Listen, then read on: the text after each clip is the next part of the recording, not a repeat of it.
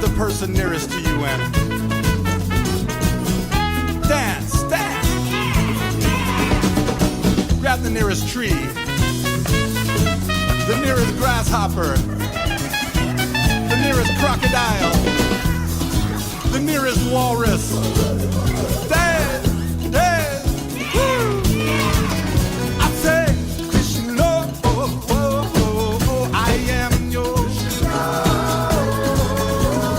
Krishna, Krishna, I am yours. Wow, Krishna. Hi, I'm Jeff Lawton, and we're going to take you on a food forest adventure. We're going to run through all different ways that you can create a food forest. Different beginnings, different middles, different processes and different ends. We're going to end up in a forest of food where we're in absolute abundance, and you're going to feel really confident about how to do it.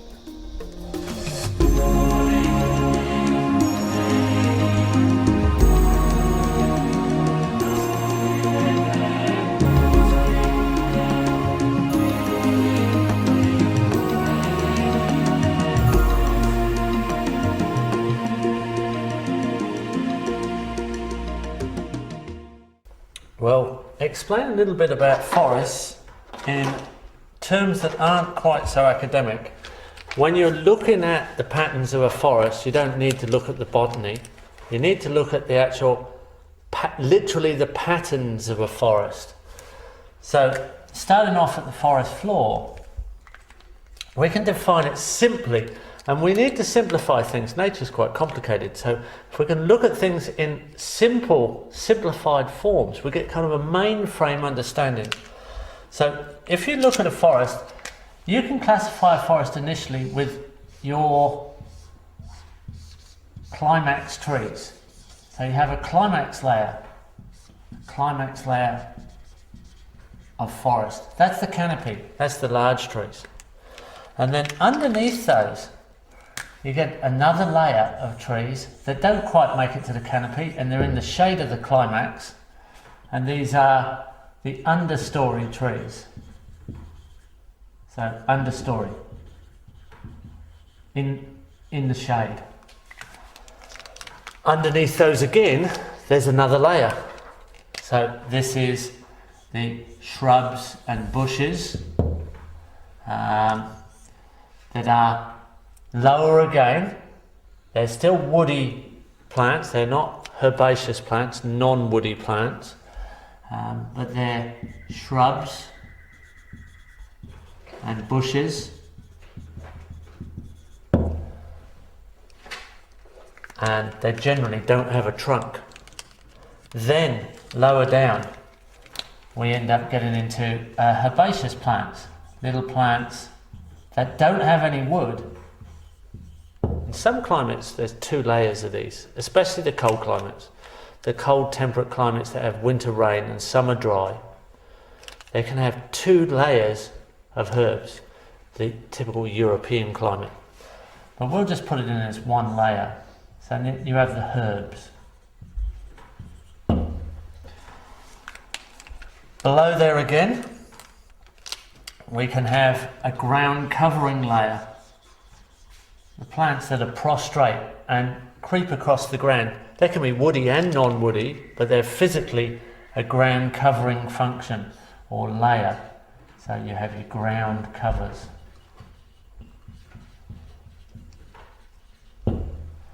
And in the basic layers, the main layers, there's one more layer here, and that's the climbing layer, the vertical layer, the climbers.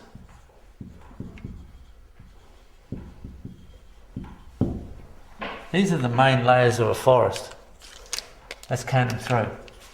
We had 1, the climax, 2, the understory, 3, the shrubs, 4, the herbs, 5, the ground covers, 6, the climbers. Those layers are in every forest, doesn't matter what climate it is. But there are other layers. Like I mentioned before, there's 2 layers of herbs, tall and short herbs in the cooler climates, the colder climates, the temperate forests. You can also have clumpers, plants that grow by divisions and clump. So they can be part of a forest. Clumpers. You could classify another layer. You could classify the root yield layer. Plants that may be deciduous and go down to the ground, die down, and put all their store all their energy in roots and come again in the growing season, or just generally grow from roots. So you could say there is a root yield layer. So we've got 2 more layers now. We've got to 8 layers. In the tropics, and starting at the subtropics to the tropics, you can also have palms. So you can have a palm layer in the forest. The palms. And in the wet tropics, you can typically have 2 layers of palms. When you get near the equator, you also get what are called emergent palms, that can long skinny palms that stick right at the top of the forest, the emergent palm layer. Now that's specifically to the wet tropics, the emergent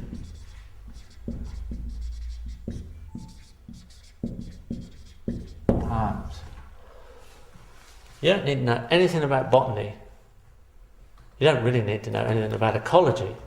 You just need to be able to observe layers with your pattern eye. And everybody has a pattern eye. You just need to be told to use it and discover it.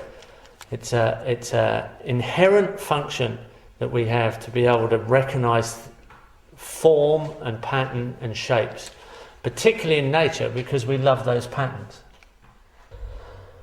So it's one thing to understand the layers of a forest, and it's a wonderful thing to go into a forest and see all this amazing interactions of form and feel like you're in a complete ecosystem, almost like an organism to itself, cycling nutrients and many animal interactions, which are actually just mobile parts of the forest. Indigenous people can't separate the animals from the forest. They just see the animals as a high expression of the forest. And if top predators are alive, then we have, in a forest, we have a full expression of forest. So if you're in the Amazon, a hunting pair of jaguar need 35,000 hectares of pristine Amazon. So they're the ultimate expression of the forest. That's all real nice, but how do you create a forest? How do you get from bare ground or damaged ground or farmed ground or grazed ground, whatever condition you're starting with, how do you get it up? How do you build into a forest? It just doesn't jump out of the ground into those sophisticated layers. So we've got to look at imitating how nature repairs itself. How does the succession function in nature? Now that's not such an exciting study for most people. If you're a permaculturist, if you study permaculture as a design system, it's much more interesting than the forest itself, because you're actually looking at function leading to form.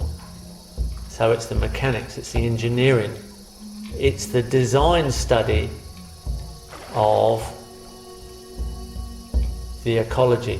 It's the lesson the ecology gives you and directs you to act. So what we have to do is we have to look at nature in the way it repairs. Now, if we start off with the ground here, say, right, what would we do first? We need a whole lot of support species. And now I'm going to relate them, these species, in not just size, but in time. So a time element's come in. It's not just the form, it's not just the technique, but it's the strategy as an element of time.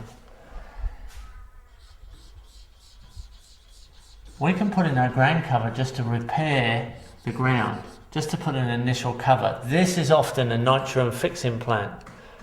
In fact, a lot of the recovery plants are nitrogen fixing plants. They have an association in their root system with microorganisms, bacteria, that take starch from the plant and give back nitrogen and add nitrogen to the soil. And that nitrogen is free, it comes from the air.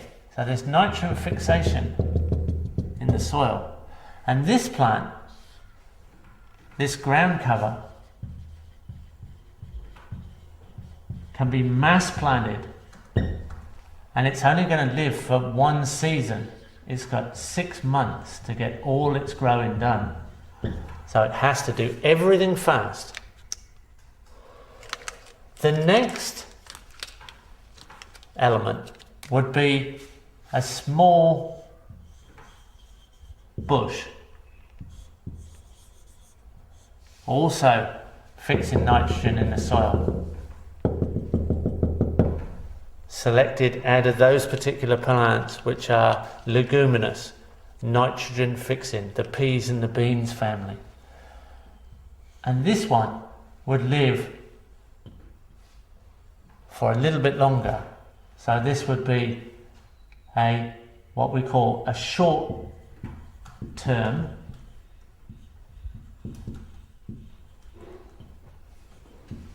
legume bush, and it may live for 4 to 5 years.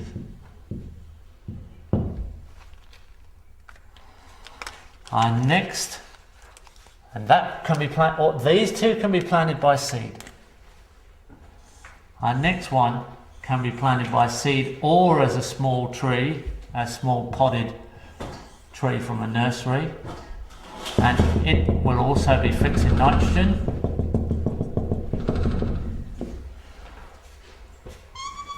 And we'll call this a medium term, and it's a little bit bigger in size, and it's a medium term legume tree. But this one's going to live for 10 to 15 years. It lives longer, it grows a little bit slower, it can grow from seed. You can put some in by seed, and you can put some in pots already started. You can go both ways. It's a little bit larger in size and a little bit longer in years. The one just before it was a little bit smaller in size and a little bit shorter in years. And the ground cover, which we only seed, there's many more of those, and they're much smaller in size and much shorter in years. And the next one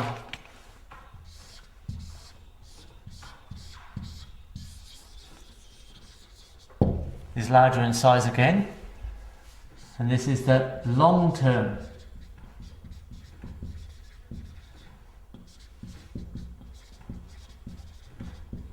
legume tree. And this one lives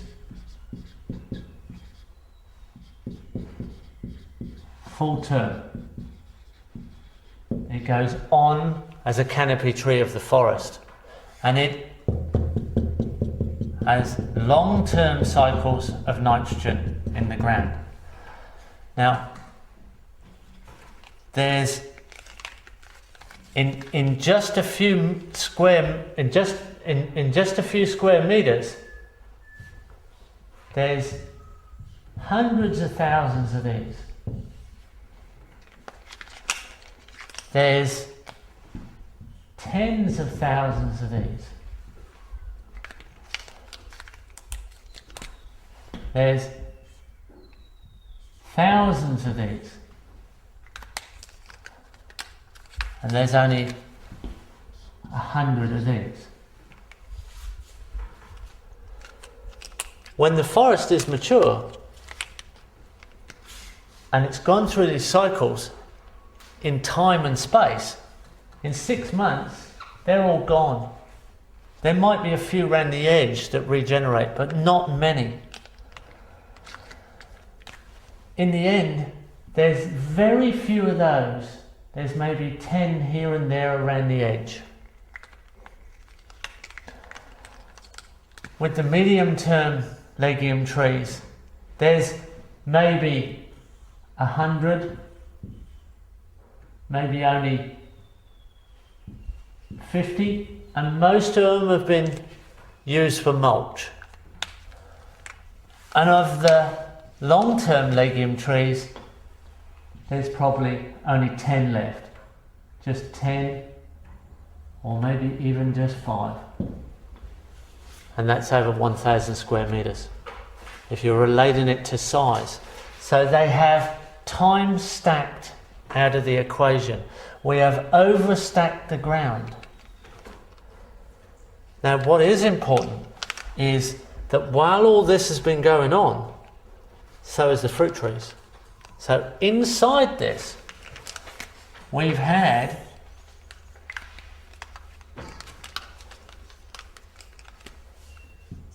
understory fruit trees, medium-sized fruit trees, and some overstory fruit trees. How can they possibly fit in the same space? Well, this side of the equation over here, this side, has been 90% of the mass has been support species. So our support species, these actual fertilizing trees, the support species, are 90% of the mass in the early years.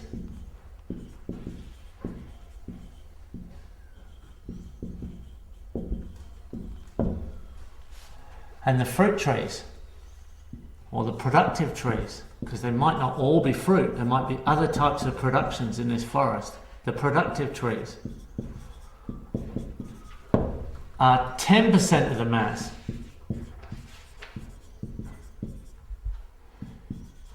In the early years.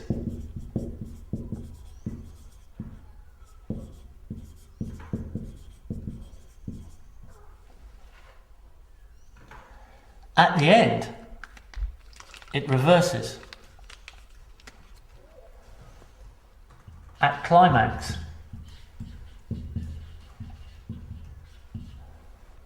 the support species are only 10%. And at climax, the fruit trees are 90%, or the productive trees, let's call them, are 90%. We've not only filled the space, we've stacked it in layers. We've kept the layers full with the fast-growing support species. We've switched the spatial relationship. So these trees have nurtured the productive trees into existence. That's exactly what happens in a natural forest. There is an exchange between the pioneering weedy type species, which are actually fast carbon pathways, building soils, structuring soils, fixing nitrogen, dropping organic matter to the soil, building up soil life, and they time stack out of position as the climax forest comes in, which is more sophisticated, not such fast carbon pathways, but end up as more sophisticated in their end result. Now, but this is our own design. We've designed this around the functions of nature. So at certain times,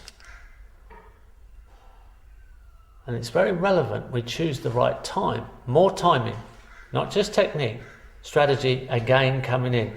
Another time element at the right time, which is when the rainfall is over the evaporation, not when the rainfall is less than the evaporation. If the evaporation is very high at that time of year, you leave the shade. Shade is better than mulch. But when the rainfall is higher than the evaporation, we can speed up these cycles. So we can come in and we say, this tree can be cut for mulch. And we've chosen species where that tree will regrow again. So there is selected species that will pollard, they will regrow. Now the mulch that came off there goes to a fruit tree. Every one of these species here can be cut, or most of them. Our preference of support species is that they can be cyclers of organic matter, and we can speed that cycle up. So we can cut them, and a lot of them we can cut at head high, so they become our shade umbrellas. They're not only shading the forest floor and they're shading the fruit trees, but they're actually shading us too. And they will regrow again. Now if we time it right, when the evaporation is high and the rainfall is diminished, they've grown back and they've got their cover over the top, which will nurse the ground and nurse the young fruit trees. So all of these are sacrificial and they will regrow. If they don't regrow, that's fine. That's fine, not a problem. Look how many we've got. We've got so many more than we need. We have overstacked the area so that there is hardly any room for weeds. The weed interaction now is almost insignificant. Something else is going on. When you cut the top and take that mulch over to your fruit trees, which are very close by because they're all interacting together, you've planted them all as one system, the root zone self-prunes as well. Because a tree essentially is a pump, and the water in the tree is hanging from the leaves. It's transpiring off the leaves, and it's a complete column of water all the way down to the base of the roots. And those nodules of nitrogen fixing bacteria are living on those roots. And when you cut off the starch supply, that nitrogen drops off. And you now, not only have you mulched the trees with nitrogen-rich mulch, you've actually fixed nitrogen into the soil. All this happens in nature around the life cycles of these elements, the short term, the medium term, the long term. They're all cycles that are going on anyway. But you can orchestrate those cycles so you can speed it up. You can actually improve forest ecology. You can make systems more productive, more fertile, and richer than nature itself.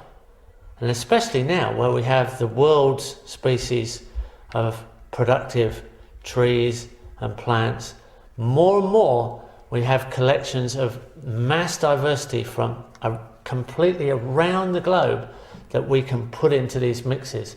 It doesn't matter which climate it is. Doesn't matter whether it's desert, doesn't matter it's tropics, doesn't matter whether it's temperate or subtropics or island landscapes near the ocean. This basic system, this basic mimic of the pioneer weed functions, reparative mechanisms of ecology, works to create sustainable, long-term, permanent, productive forest ecologies that we can design.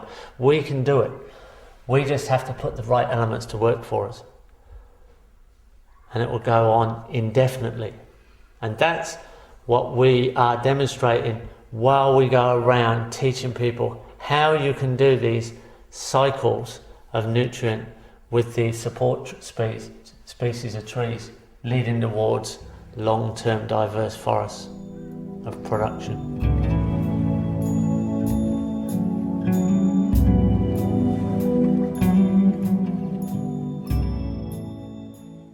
This is a swale, and we've earthworked this feature just simply to harvest water in the landscape and soak it in so that it transits through the landscape very slowly. But we've laid up a small area here to ground covers, annual ground covers, and we've planted specific trees in position so that they, like the ground cover, they nurse the establishment of productive trees through to long-term ecosystemic stability.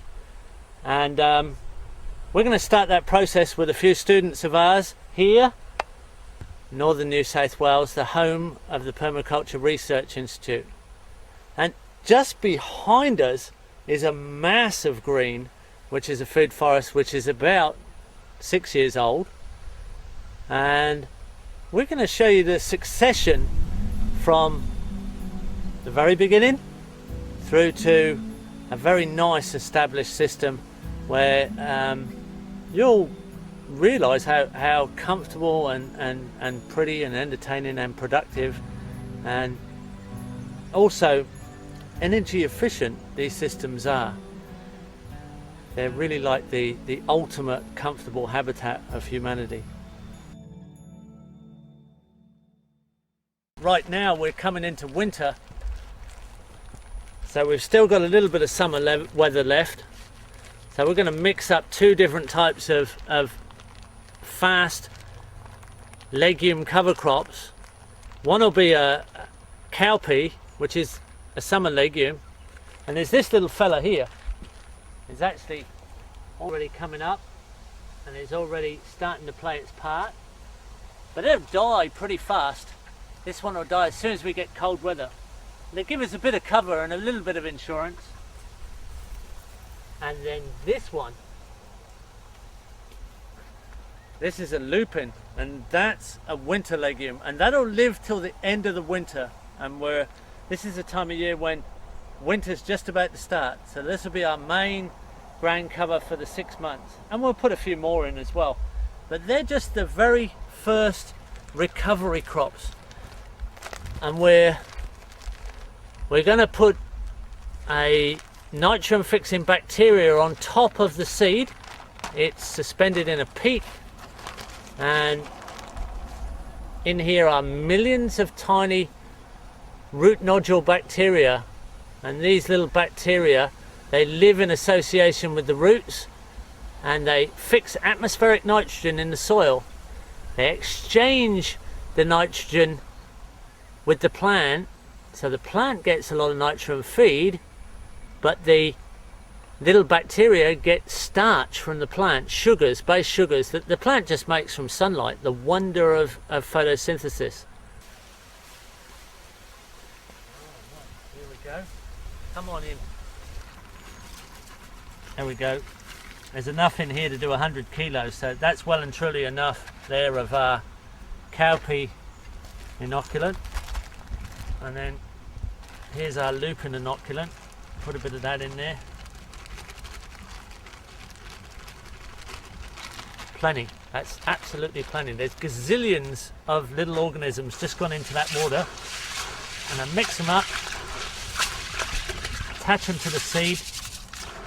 This white seed, or the light coloured seed, is lupin, and the brown seed is cowpea.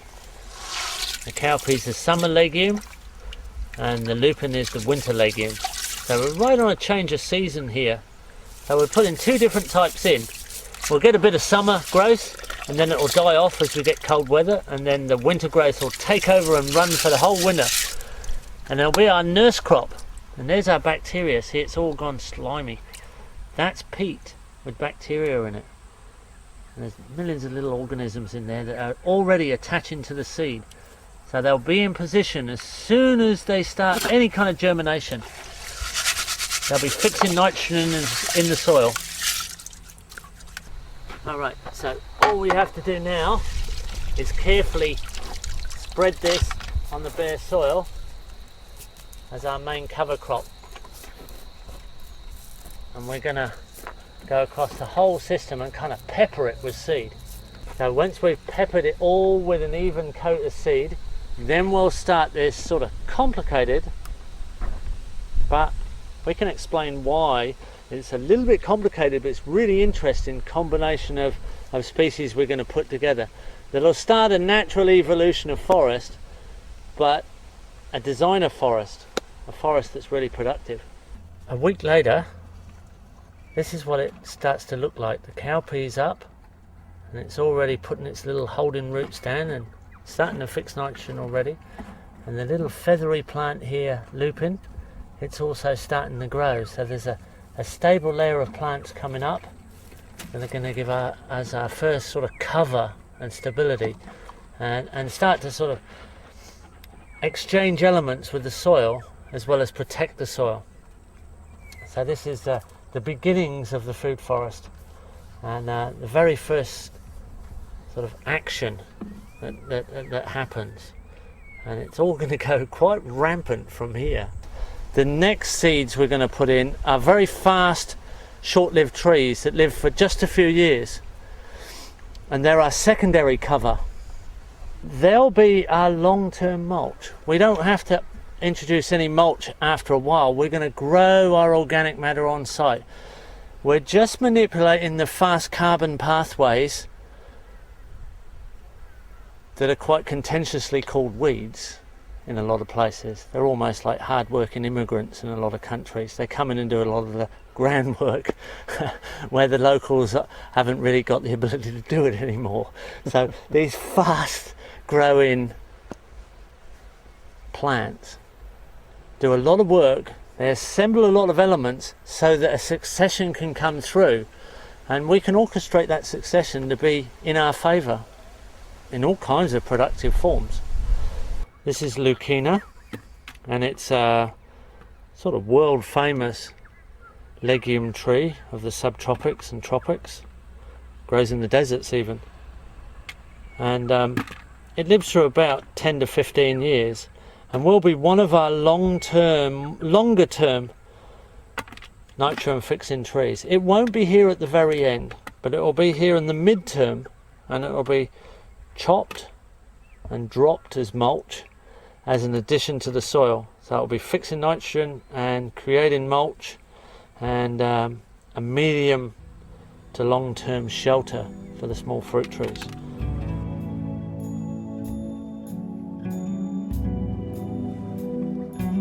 So now we're starting to position our main trees.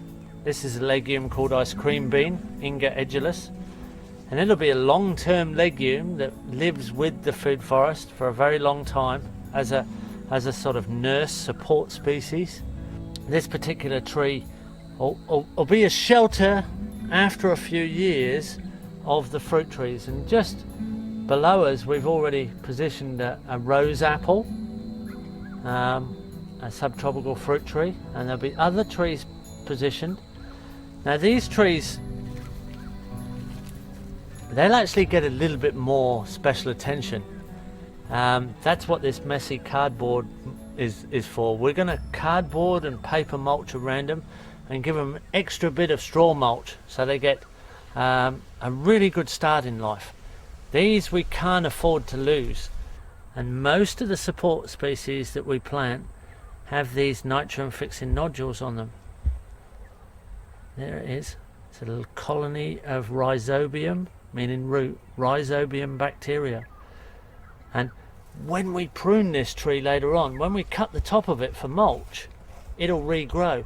But by cutting the top of the tree later on, it'll self-prune its root system and drop bacteria and colonies into the soil, because it won't have the same area of leaves to pump from, and it has to diminish its root system. And when it does that, some of these bacteria, and there'll be millions of them by then, will drop into the soil and feed our fruit trees. And that's exactly how it works in nature, except we're designing it here. We're actually orchestrating the way we want nature to work for us. No chemicals, just natural life processes growing a permanent forest of productive species. So we'll tuck this little South American in here, and we'll give him a bit of mulch later on, and we'll mark him with a stake, because there'll be so many ground cover support species. If we don't mark him with a stake, we won't find him in a few months' time. He'll be in such a blanket of cover crop.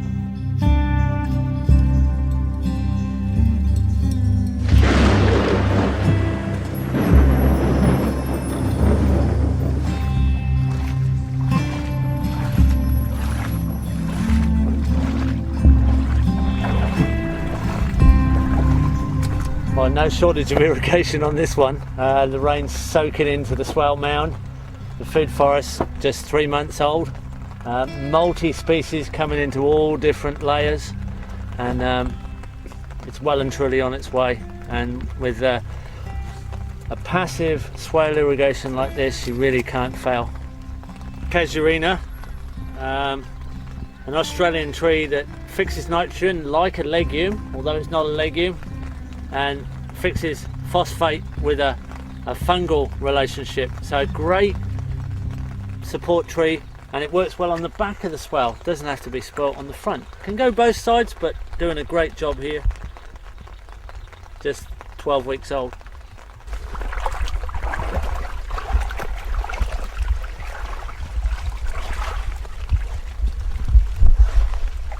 This little bush is called a chourasiya. It's already starting to flower, and yet it's only 12 weeks old. It's a great legume that can be chopped and dropped and added down to fruit trees on the swale. Galangal underneath, a culinary herb flavouring. Sweet potato taken over from the annual ground cover cowpea that's dying out now. Comfrey adding minerals. There's just a whole association of plants here. So here, looking out over the swell, we can see small tree canopies starting to emerge.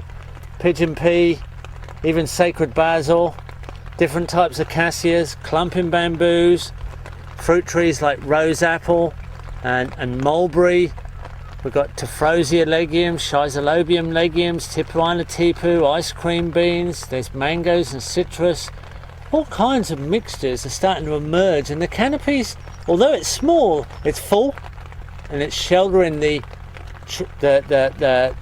productive trees as they come through to the advanced canopy. It's just so encouraging to see the system nicely locked up and secure even after just 12 weeks. Sweet potato here is starting to form a ground cover. This is a perennial. It doesn't have to be harvested for roots. It can be a permanent ground cover until it gets shaded out by the long-term forest. So we have lots of little legumes coming through. We've got a whole associate of plants as usual, and the swale system here swings around the landscape on contour and turns around the complete ridge actually to the other side. Everything harvesting water passively. Fungi, what an important part of cycling carbon. Here we are. I can pull this back. Here's a whole load of oyster mushrooms. Breaking down a log in the forest, trapping little pools of water. They're actually transferring that wood into soil. This is the teeth of the soil, which is all mouth. And they look pretty soft, but they're actually very sharp because they eat all the wood and turn it into soil.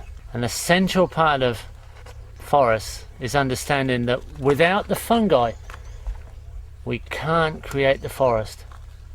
A forest grows on a fallen forest, and the fungi are exactly the element we need to turn it into soil. So we're always very pleased when we see different types of expressions of fungi patterns. The more diversity, the better. Beneficial element, fungi. Pretty good food too, a lot of them.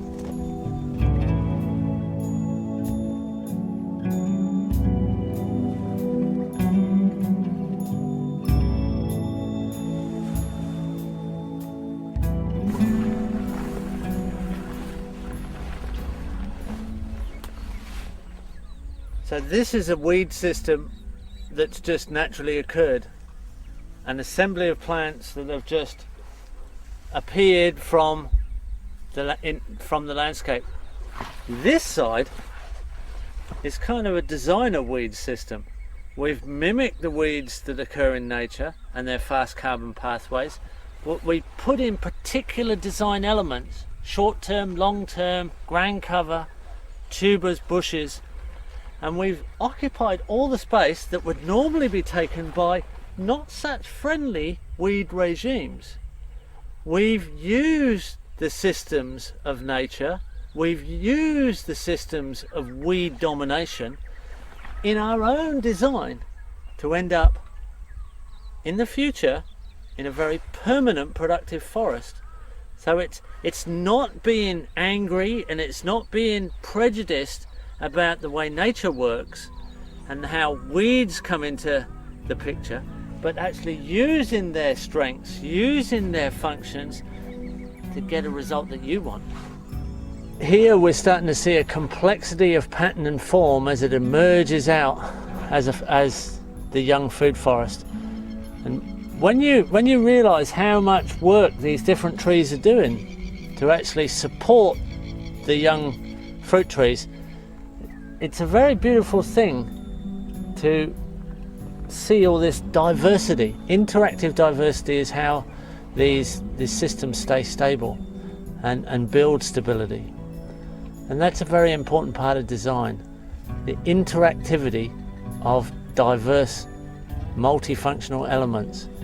That's very much a permaculture principle of stability in design.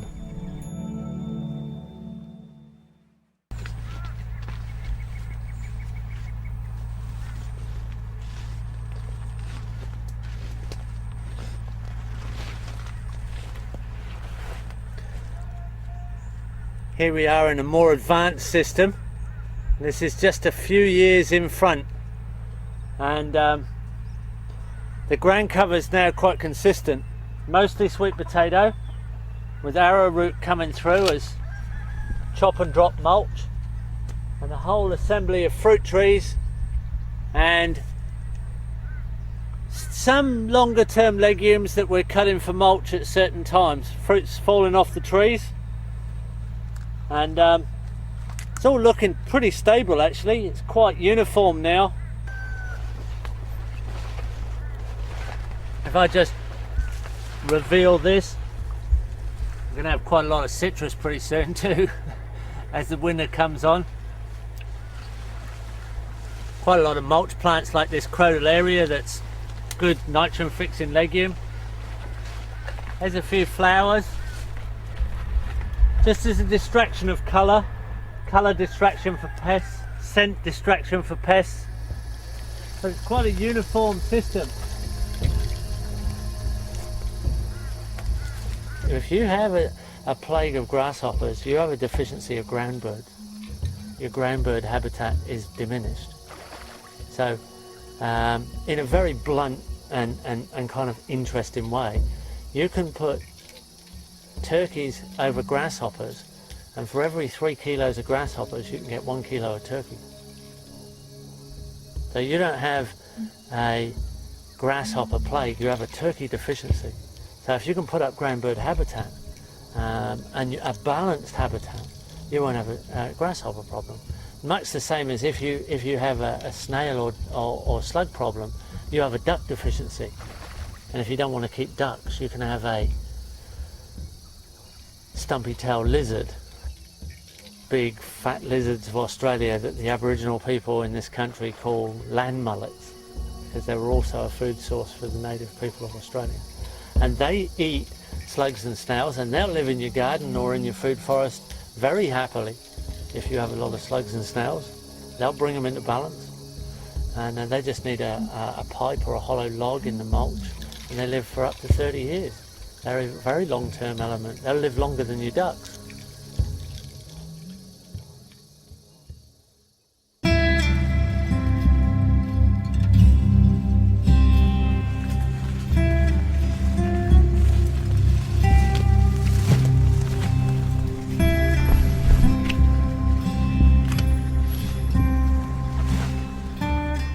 Well, we're in full chop and drop mode. It's summer in the subtropics, and the growth rate's going really fast. We've got cloud cover, so we've been in rainfall over evaporation for quite a long time, and this is the type of foliage we're cutting, and we're dropping these down. Here's a feijoa right next to me, a young one, and we're dropping it down as mulch, rough as that. We're cycling the nutrient down on the ground. All this, the forest floor here is built up of branches, and there's all kinds of fungus, little mushrooms, all kinds of little layers. And it's just layer after layer of fungi here actually. How deep would that mulch go down? Well, it's kind of etting once you get down to there. I think the soil profiles goes quite a long way, and it's quite enhanced quite a long way down, and it's got that crumb structure. The worm down in there we've dug up. That top layer, see those crumbs? See, it goes like little balls of soil. That's the crumb structure. That's what you're after. See those crumbs? That's what gives you the ultimate structure. That's a sign that there's a lot of life in the soil. All those little tiny balls of soil stuck together, that's all soil organisms. So I had no idea what was under there, but I know it's full of fungi. If I just pull out a branch here, there's all kinds of fungi. Everything's going back down to soil. It's just rotten. 6 months ago it was a tree.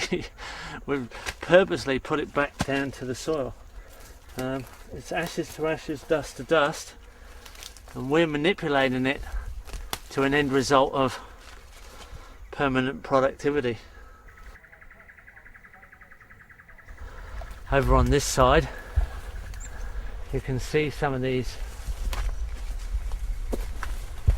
cut legumes have already resprouted, so they're pollarding off and they're starting to grow the new mulch for the next year, so they'll be shaded during the dry season. There's other varieties. This is the chourasiya, another type of legume.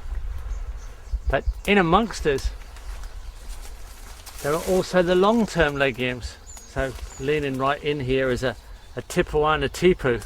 It's a long-term legume. It's part of the overstory, and they're actually right up above us, right up around us and above us are Tipuana tipus, giving us shelter and filtered shade, and we're in amongst all sorts of fruit trees at the same time. There's bananas, there's jaboticabas and gramachamas, South American fruit trees. We're underneath a large custard apple here, and everything's running and working like a forest. I can cut these cassia branches here and just throw them down for mulch. I can feed the forest, the fungi in the forest floor, all my organic matters around. I don't need to go anywhere. Everything's on site. It's just a matter of casually manipulating things. I can see a little coffee bush just here, so I can actually cut this ice cream bean back. I can cut a little bit of space, and quite quickly I can mulch around for this coffee bush. In amongst the system we have timber trees that we've particularly chosen that don't affect the fruit trees. In other words, they're non-allelopathic. They have no effect on the fruit trees. They're neutral. So here's quite a high quality silky oak, and this silky oak's only 6 years old, growing in amongst the fruit trees. No bad effects at all. This would be a high quality replacement timber for some of the furniture or window frames in the house later on. There's 4 or 5 of them here dotted through the food forest, and it's a different form of productivity. We've actually pruned it so it grows straight, and it's gone shot out the top of the canopy, and there's no stopping it now. We're going to get a straight bit of silky oak in 25 to 50 years time. It'll probably be milled, or it may go even longer. So if we just chop a section sort of into this cassia, into that cassia, and then let's just have a go at putting it back, see how much mulch we've got. We won't really know until we put it back on the swale.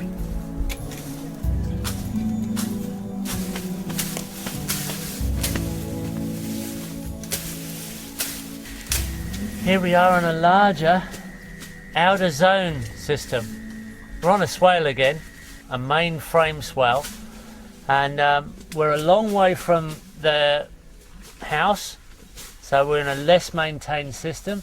The diversity stretched out into the more hardy species. It's less diverse, but it's still a set of layers, and the main species that are represented are the hardy legumes, the hardy climax species, and the hardy fruit trees. A young mango, long-term fruit tree, great fruit, fantastic timber at the end of its life. The mango.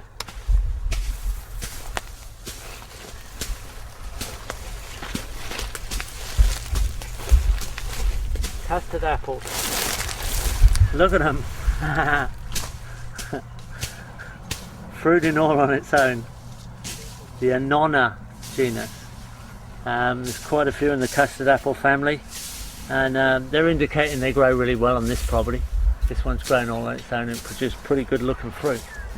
We can't wait to eat them.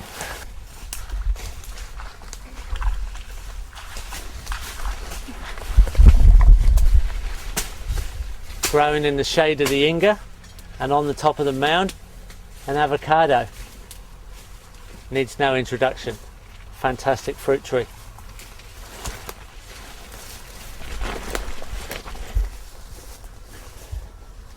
Here's the Tipuana tipu, a great overstory legume. If you cut it, it'll regrow, so it's a great mulch tree.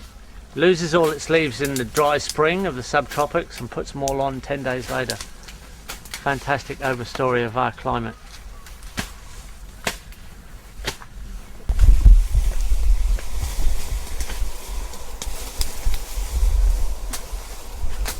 Jackfruit.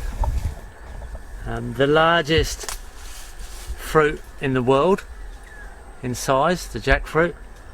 Fantastic long-term fruit tree. Can live for 800 to 1,000 years. Is a great, beautiful yellow timber at the end of its life. And a good jackfruit is said in India to produce 500 kilos a year of fruit, and an exceptional jackfruit 800 kilos.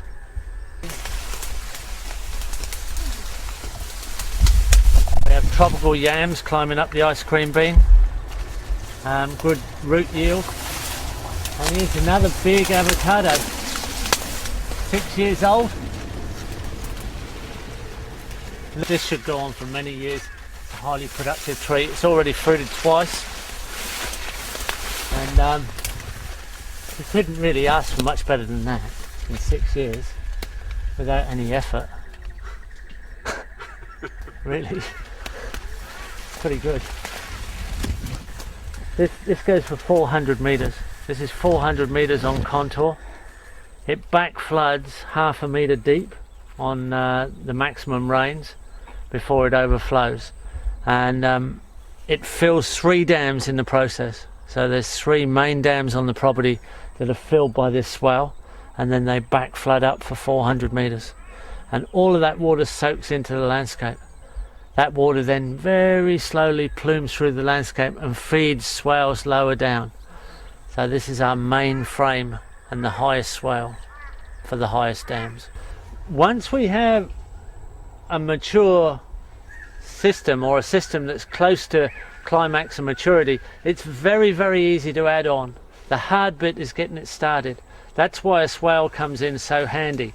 A swale is self-regulating with the water, so you can get a contour line planted along a swale of food forest, and then downhill from there you can just add on and add on and add on.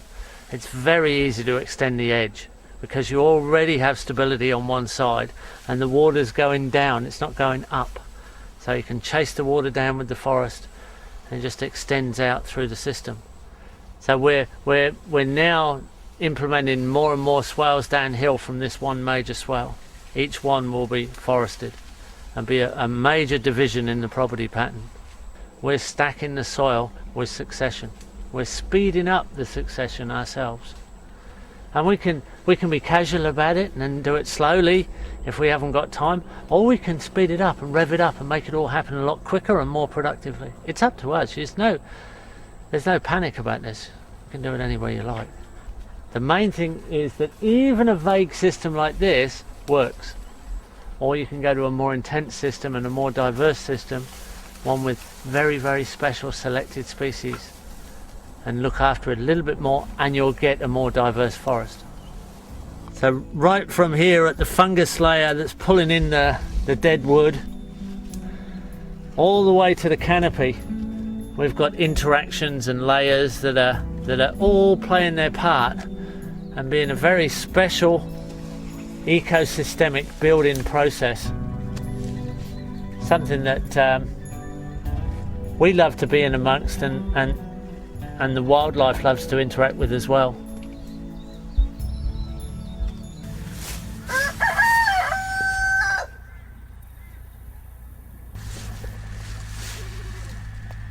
Here we have the beginnings of a food forest, and the chickens were here 2 months ago. And this is the result. There's a fruit tree in the middle of mulberry. It's been a little bit grazed off by some escaping goats, but it survived. If we move across this way, the chickens were here just a month ago. And we've chopped some of the big weeds that have come through for mulch. And we've got a macadamia nut tree in the middle of it. But they were here just 1 month ago, and this is a legume tree just here, and lots of different little features. This will emerge into that. That will eventually emerge into one of those systems. Over 3 years of progression, that system has been planted by the chickens. Now if we move across here now, this is the chickens as they are today, and we're just about to move them. And when we move them, we'll be able to see very carefully and clearly that they've actually really prepared the ground in probably one of the best ways you can prepare ground. They've scratched it all up, they've manured it, they're still scratching, they're scratching away right now. They're pecking out seed, they're pecking out pests, they're manuring and they're shredding the mulch. And we'll move them over and let them get on the next bit of ground, and they'll love it because they'll get on the fresh ground. They live to scratch. We'll then plant this up and we'll continue this progression on. And it's just one simple way of doing a food forest, of starting a food forest. When you include poultry, chickens, ducks, or geese, they have to be timed so that they're introduced when the system's large enough that it can handle their physical presence and their scratching and grazing, turning the surface of the soil and the leaf litter over so it decomposes quicker and feeds the system. But also they're manuring the soil, but also they're breaking pest and weed cycles. So they're breaking pest cycles by eating pest larvae. The fruit fly is a classic. The fruit fly stings the fruit on the tree, and the eggs of the fruit fly are in the fallen fruit when it hits the ground. The larvae pupates in the fallen fruit and then crawls out of the fruit and goes into the ground, where it then carries on its development and hatches later on as a fruit fly and goes back and completes the cycle. The chicken breaks that cycle because any fallen fruit with larvae in it are actually eaten by the chicken. So you can break your fruit fly cycle by including chickens into your system once your trees are large enough to fruit. Now this is sorghum. So we can cut the heads off these to feed the chickens. So we'll cut the heads off the sorghum all the way round, and that'll add to the chicken feed because the chickens did the work to create this system for us. So this is grain that we can use as chicken feed. So there's already a return of surplus. The system's already returned something back to the chickens, although they've left. And they won't be coming back in here, although future generations of chickens might be in here when it's mature.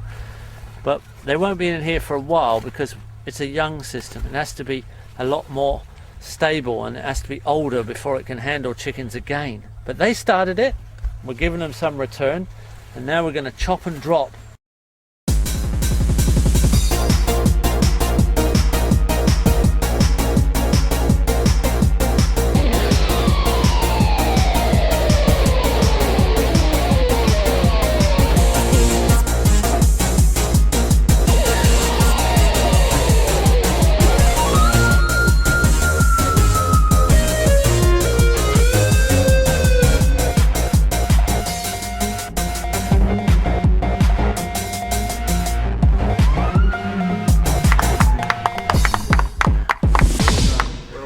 Okay. That was the lunch bell.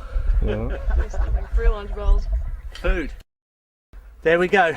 Pretty quick, eh? From what looked like chaos to what looks like kind of like harmony. We've got a rose apple and we've got a nectarine and we've got a peach and we've got a citrus down there. We've got cycles of organic matter going on. We pulled out a load of food. We fertilized our trees. We repositioned the mulch, and we've got our future chop and drop, nitrogen fixing legumes all there. It's not really that complicated. It's interestingly complicated. It's definitely not rocket science. It's just the way nature works, and we're directing the show. We're choosing the instruments in the orchestra, and we're conducting the orchestra.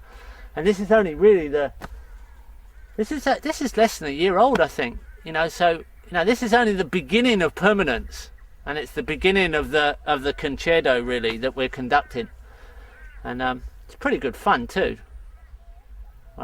We can all do this, and we can all end up with free surplus food, live food, fresh food, grown where you live. Can be a community park, could be the nature strip, it could be next to the road, could be on the roundabouts, could be all the way through town.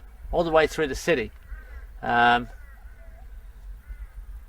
we hope we can help you do it, because it's not that hard to do, and it works in any climate. It's not just this climate, it's the assembly of function in the form of the species that makes a difference. It's not about this particular plant or that particular plant, it's about the connections between the plants you can grow in your climate. Not a problem. A lot of the weeds here that the chickens, yes, a lot of the weeds the chickens have been scratching through are actually weeds from our garden, and they're returning the minerals that they're harvesting. A lot of weeds are mineral reactions to deficiencies, so they harvest the minerals that are deficient. Well, the germination condition that creates the weed in the first place. The weed is a response. It's a symptom of a cause, and often the cause is a mineral deficiency. So these weeds have a special ability often, not always, but quite often, to replace or repair the conditions.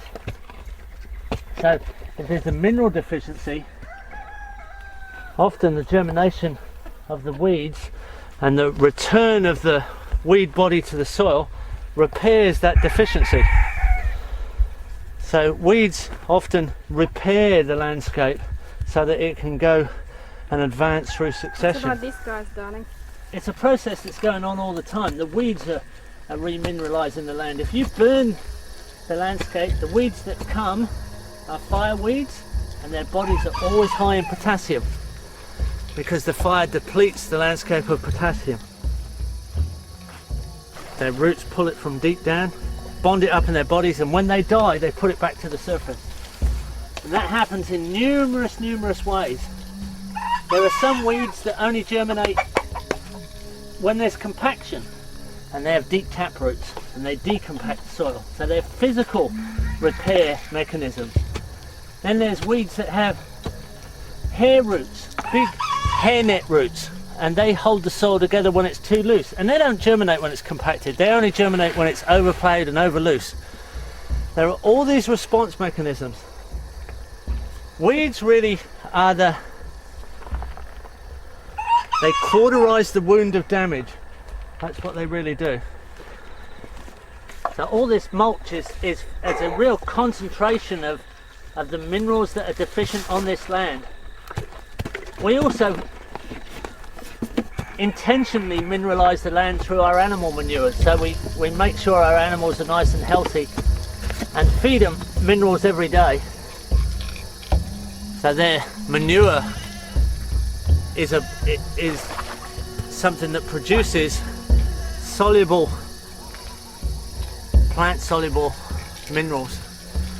So we're aiming to remineralize all the time, and stacking up a system like this quickly with high quality mulch and a succession of plants brings us into a system like that within 2 or 3 years, 4 years maybe maximum, and in 10 years is completely stable. In 10 years time this will nearly be dark with nothing but leaves on the ground, and it will literally be a forest by function, but a food forest by production. Food forests aren't about how much production you get per tree. That's trophy hunter mentality. Food forests are about a minimum amount of work going in for the maximum amount of product coming out. And the only way you can get that is with diversity and interactive diversity. So you can do very little work to get a really fair volume of diverse product. And because it's diverse, it's production all the time. At the moment, feijoas and guavas are falling off the trees. Pretty soon it will be citrus. When a system's established, the input of work is very, very small. You can walk away from an established food forest and leave it for 10 years and come back and get half a hectare maintained in one day with one man with a sharp knife or a machete. It's that simple. If you want it to be more productive, you can work it up a little bit. You can tickle it up a bit with maintenance. You'll put a little bit more work in, you get a little bit more production out. But your efficiency of input over output is much, much, much higher than monocultural orchards and monocultural agriculture, which is really, it's not a sustainable thing. This is ecosystemic production. It produces soil. Good quality soil with lots of organic matter and lots of life. It smells good. It smells earthy.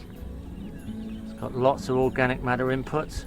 It's an ecosystemic soil. It's built by an ecosystemic process. But this is not an ecosystem that you would ever see in nature. It's not an assembly of species that ever occurs naturally. It's a human designed, a human orchestrated ecosystem. This is the permanent sustainable habitat of mankind. This is the system, this is one of the major systems that allow us to inhabit this earth forever.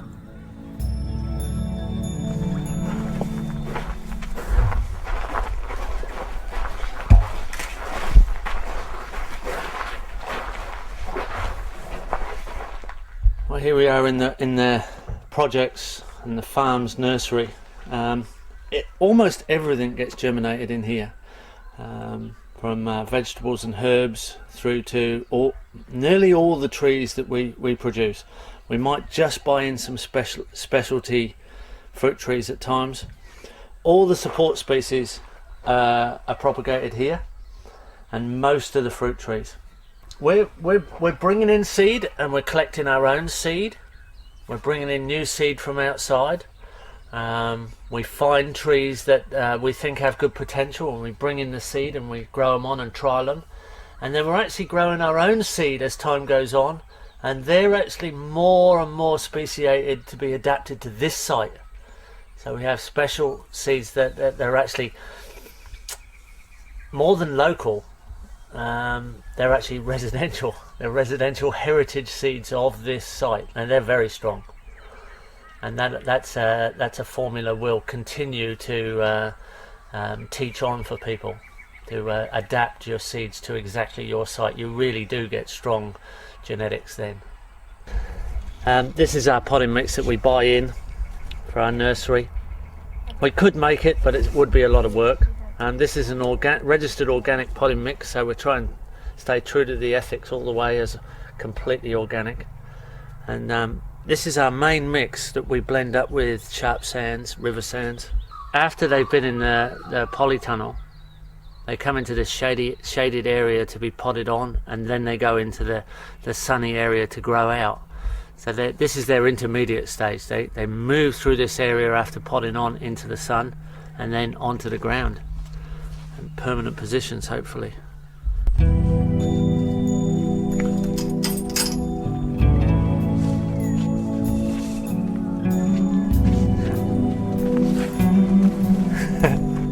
Well, welcome to the ultimate health food shop. There's I couldn't even start to explain the amount of plants and interactions that are going on in the kitchen garden. There's about 400 vegetables and herbs in here, and fruit trees around the edges, and it's just endlessly producing a massive variety of fresh and medicinal and mineral rich products, and it's got a very large component of actual therapy as well. The psychological effect of working in a system like this, and then knowing that it's there, and you've always got those supply lines of food and minerals and medicinals and herbs and scents, and just the whole thing about working in here and being in so much beautiful colours and shapes. And it's also part of a cleaning system. Our grey water comes under the lower bed, so it's actually cleaning some of our waste products. Even some of our storm water comes through the banana circle and keeps areas damp. It's all designed on contour. It's non-dig, endlessly enriching soil, double row reach beds. I think everybody should have one, really. Everyone should have a variation of one of these. It's a place we like to be and like to work, and it's our main food supply. With these beds, garden beds designed so you can reach from one side into the middle and from the other side into the middle. It's a double reach garden bed. You never have to walk on there, you never compact it. That means if you do the right introductions of mulch and compost and worm castings and organic compost teas and things like that, you don't compact the soil, you don't have to dig the soil. You can forget about digging once you set it up. And that means all those little organisms that are in there, all those little things that are working for you, they don't get crushed by your heavy weight. They don't get compacted. The pH, the acid alkaline balance stays nice and balanced, and it's full of life, and it just keeps producing and producing and producing. You can endlessly crop. You don't have to rest the garden. You can just keep cropping and cropping and cropping, and it gets more and more fertile and richer in minerals. And that just brings you up as a healthy, vital person that's continuously eating fresh, diverse, enzymatically rich food. That's what it's all about, getting people to understand this stuff. It's great. And that's the food forest is just a larger extension of that system, that's all. A forested system of this, really. So many colours, so many shapes, so many forms in the garden. The pests are confused. They can't see the vegetables. Most people can't see the vegetables, actually, but most of the pests, they can't see the vegetables. They can't see the herbs. They're confused. There's different smells in the garden, different aromatic herbs, different colours, different forms, different patterns. And there's lots of perches for birds. There's lots of little frog ponds for frogs. There's lots of little rockeries for lizards. They're all your predators, and they're favoured, and the pests are confused. The confused pests in a garden that looks like this, with predator habitat enhanced, is predated on. It's eaten. So you don't have pest problems. Those aren't something we have to worry about at all. And that's why it looks the way it looks. And it's part of the integrated pest management of design. It's quite simple and it's very beautiful.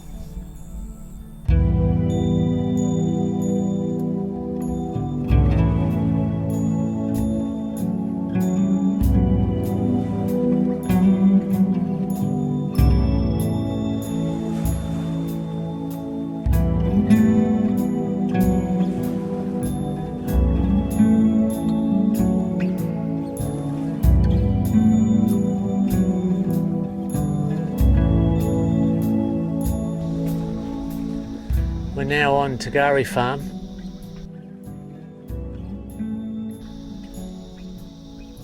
This was the home of the Permaculture Institute, and when I was the manager here, we planted these trees. I planted this citrus, I planted this jackfruit, and we planted this food forest. And in 2001, we walked away from this system and just let it develop all on its own. Probably some shots in here we definitely don't want to show anybody. Why not? It's just to understand this degree of rampancy takes a little bit of special education, I think. This is biomass stacking at the most extreme. This is very, very fast track succession. It's ecology moving at breakneck speed. It really is. I started planting this garden, this forest. It was just all grass, and because it was a small area, it was hard to keep the grass out. And then 7 years ago, it must be nearly 7 years now, we left this to just develop on its own, and it's now that little crescent is completely a forest all to itself. So that's what I'd like to just go and get inside of and have a look at, because I always enjoy having a look at this one. As we worked so hard, we thought we were battling the weeds, and didn't have it tidy enough. It was in front of everybody because this is the main arrival area.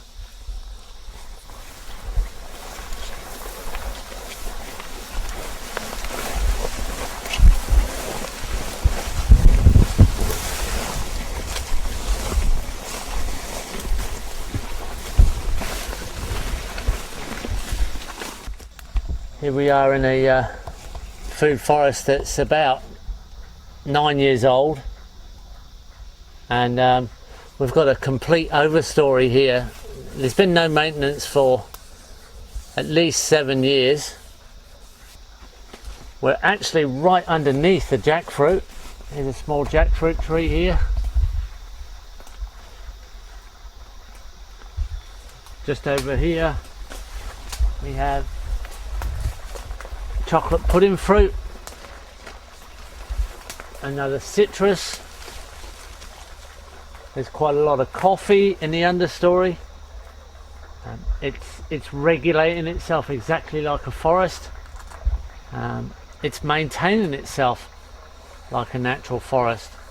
There's quite a few loquats. In fact, there's such a tangle of vegetation, it's actually quite hard to get a good idea of how much there is in here. There's bamboo on the edges. There's a continuous noise of frogs and water flowing because there's a small canal trickling past. All things that were designed into the original system. But this is a classic example of how food forests continue to function even without any maintenance, years and years and years after anybody's touched them. So it's very reassuring that these systems will just keep running on their own. You could come in here with just a little bit of manual labour and a few hand tools and get this completely maintained in just a day or two with 1 or 2 people. You wouldn't have anything left to do. And in doing that, you'd cycle organic matter around, open up a little bit of sunlight, and the trees you want to go into more production, you can aim the sunlight towards them. You can aim the mulch towards the productive trees. This jackfruit here could be opened up so that it just sees a little bit more light, and in doing so, what we cut, we can aim mulch towards it, and it'll boom and it'll fruit. So it'll fruit a lot quicker and a lot better. We can untangle the citrus a little bit in the understory. I can now see a Brazil cherry underneath the bananas.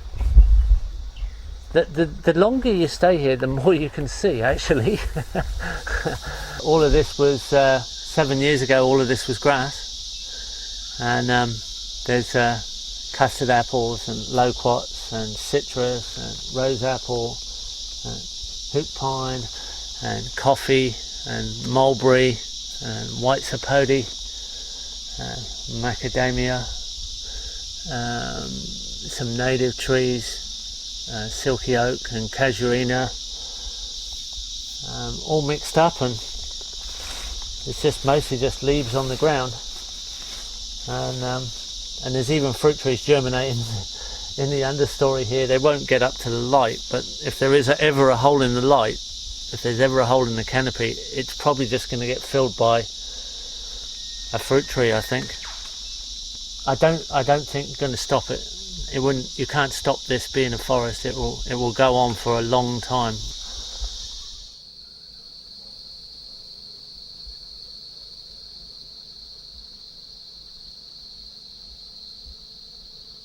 It's our testament as designers, really, that we can produce high quality soil, very stable ecosystemic forests that'll produce indefinitely. It should encourage people that we can inhabit the earth forever, really, with very little effort and an ongoing systems that are permanent. We can be very confident that the future can look extremely bright, healthy and productive, and with quite a lot of time on our hands. This is an unmaintained system for 7 years. With a little tiny bit of work, it could be a bit more productive. It couldn't be a lot nicer to be in, actually. It is a forest. It's a Garden of Eden, really. It's exactly a Garden of Eden. What more could you want?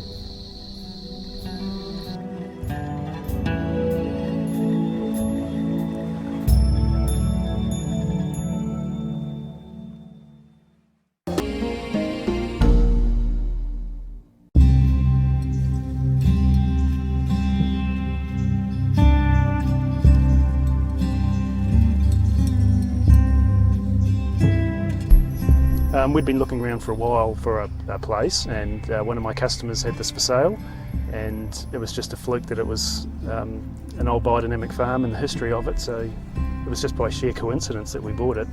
And the guy who we bought it off had actually bought it before, and I'd heard about it, and we were a bit annoyed that we missed out, and then he decided to sell it, so we grabbed it.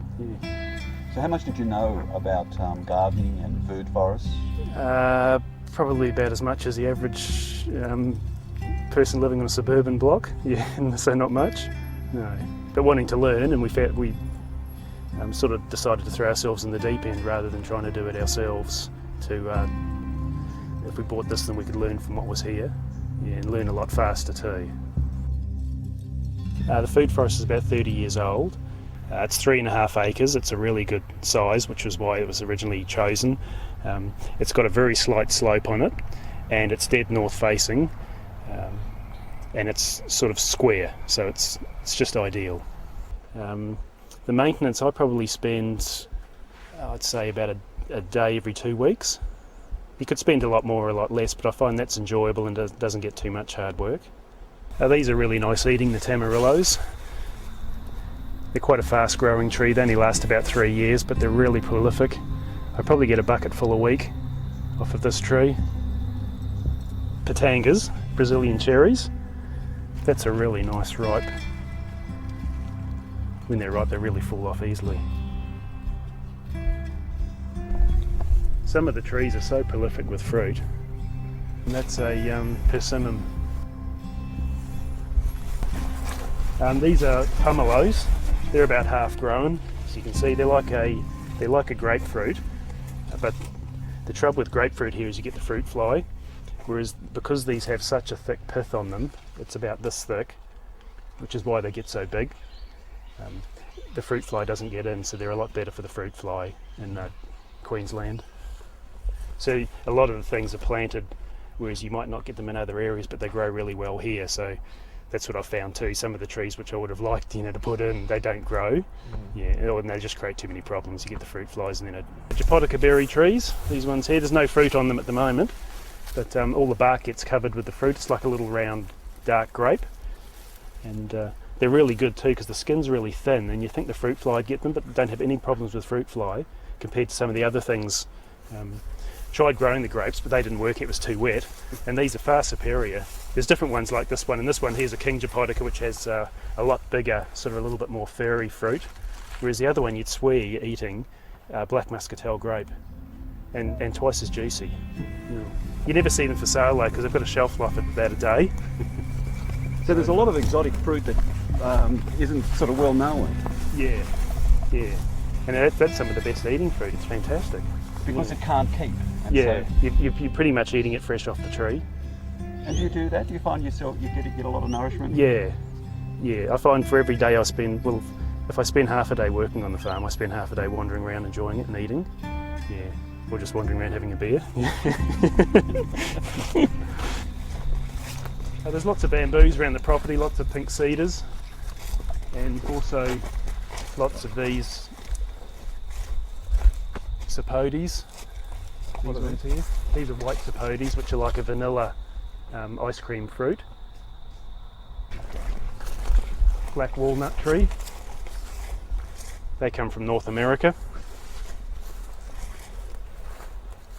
They're a really tasty little walnut. They fall off the tree with a coating on them. It's a black walnut. And the one next to it's a beautiful tree with the elephant apple, which has beautiful. These open up when it's a really hot season, and they open up into these huge, big, long white flowers. What does it taste like? What do you do with it? It's not really an edible. Well, you can eat it, but I haven't. Why not? I've got too many other good things to eat. You can see the soil. See how it's just like chocolate marbles, and it's very absorbent, like a big sponge. You can pretty much just throw a whole bucket of water on there, it'll disappear in about 2 seconds. The trees don't get watered here because it encourages a lot faster root growth and a lot deeper root growth if you don't water, so the trees establish themselves a lot quicker and really get strong quicker. More Japonica trees behind you there. Every season's different, and that was another part of the permaculture planting, was things being planted in the right spots for the light. These big trees here are 2 pecan nuts. You can see they're just starting to go yellow and lose their leaves, and the reason they're planted in front of the house is because of the northern sun here. In the summer you have the leaves on them, so you get nice shade on the house, and then in the winter when they lose their leaves you get the winter sun on the house, so that's why they were put there. And that was the reason why the plantings are in a particular place. There might be a deciduous tree above it and it loses its leaves, and then the tree below it for that time of year is when it gets its fruit. So they thought about it really carefully as to what was planted.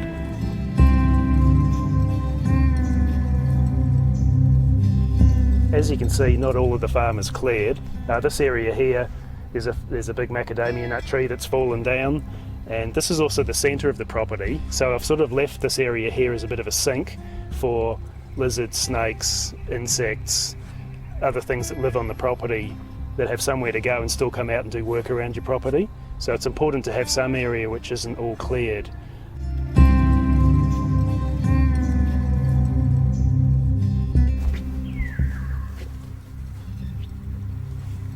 Coming off. Everywhere you look there's some sort of fruit and nut. So you just let them fall on the ground? Some things, there's so many I can't get to them. Yeah.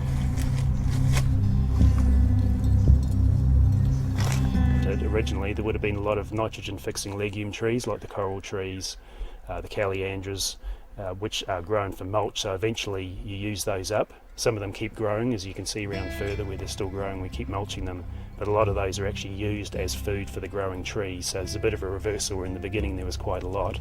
Towards the end all the fruit trees have used those up. You can see this one's got the mulch trees planted underneath it, the calliandras. A lot of them were planted very, very close to the trees or underneath it so that you can cut them and drop them where they're going to end up so you don't have to transport them anywhere.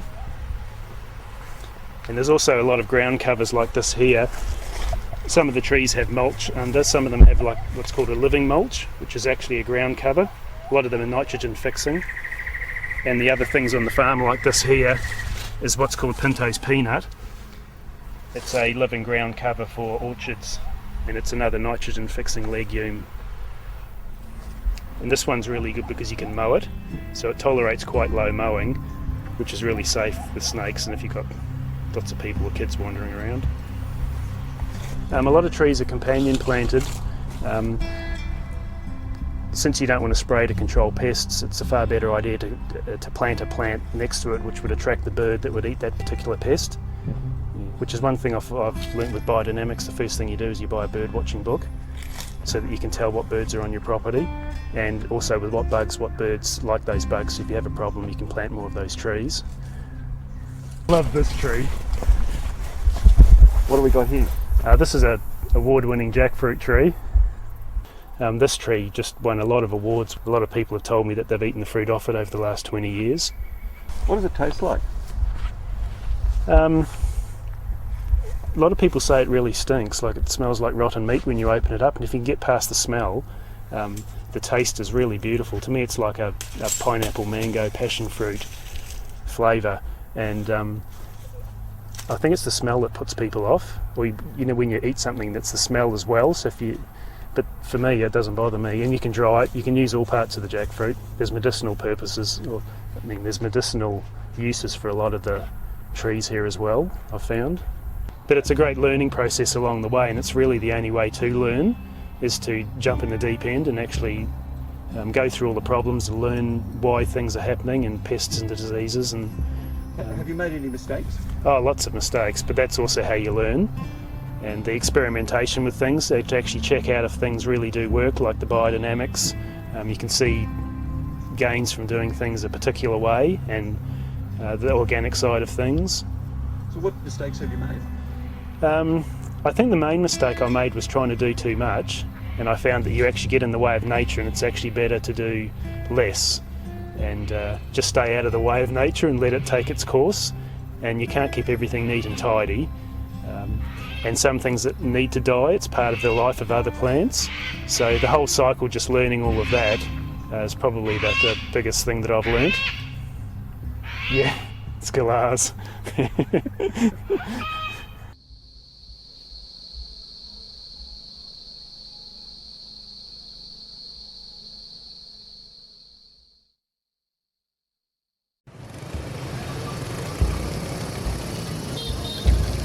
This is another interesting system that we've been lucky enough to visit in Vietnam, about 7 hours south of Hanoi in the province of Ha Tinh. And one day when we were investigating different areas of the landscape and culture, we were asked if there was anything else we'd like to visit or anything that we could be helped with as far as getting a better record of traditional systems. And I'm always interested in old suburbs because there's often very interesting little events and happy little accidents that happen in suburbs because of the microclimate of the buildings and the streets.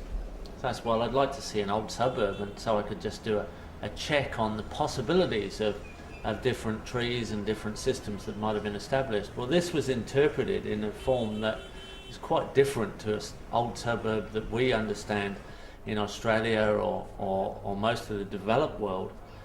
When we entered the village, all the streets were extremely small, and guests and administrators of the project took us through to this little garden, and it was a complete established food forest. Taro, cocoa yam, turmeric in the understory.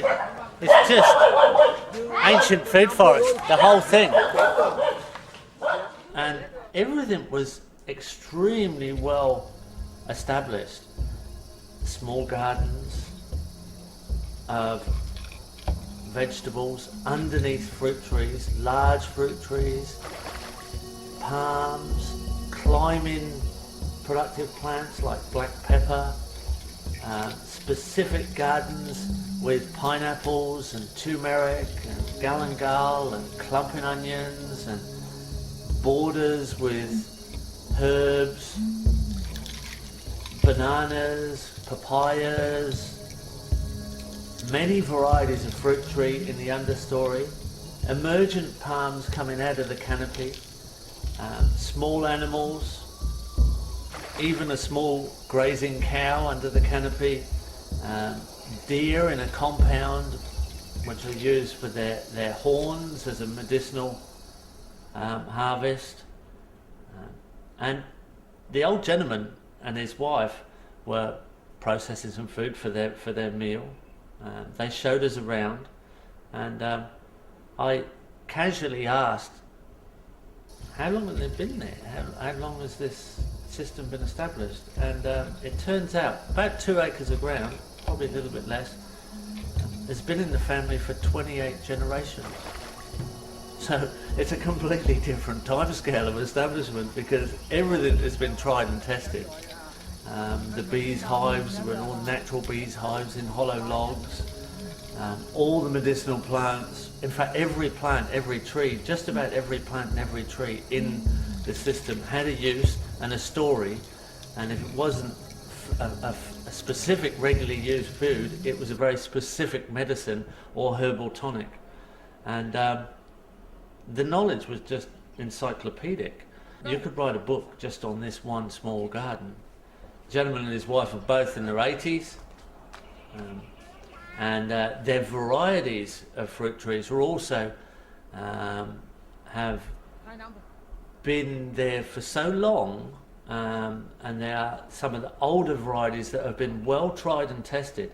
They're actually used now as reference to the modernized area, where people are coming back to these more stable, more traditional, and in some ways a lot more productive per square metre, complicated layers food forest systems.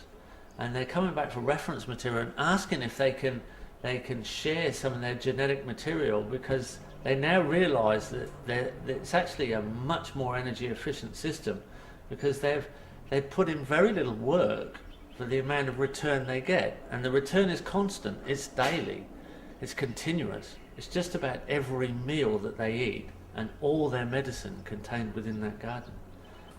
For me it was an absolute shock to try and understand the timescale of establishment I was looking at. This is something that was literally off my scale.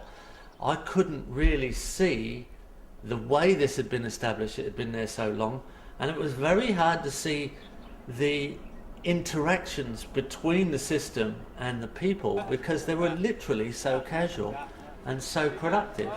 And an absolute pleasure to visit it. It's the second time I've visited this garden, and every time we're made very welcome, and every time we learn more about how to approach design in an established form.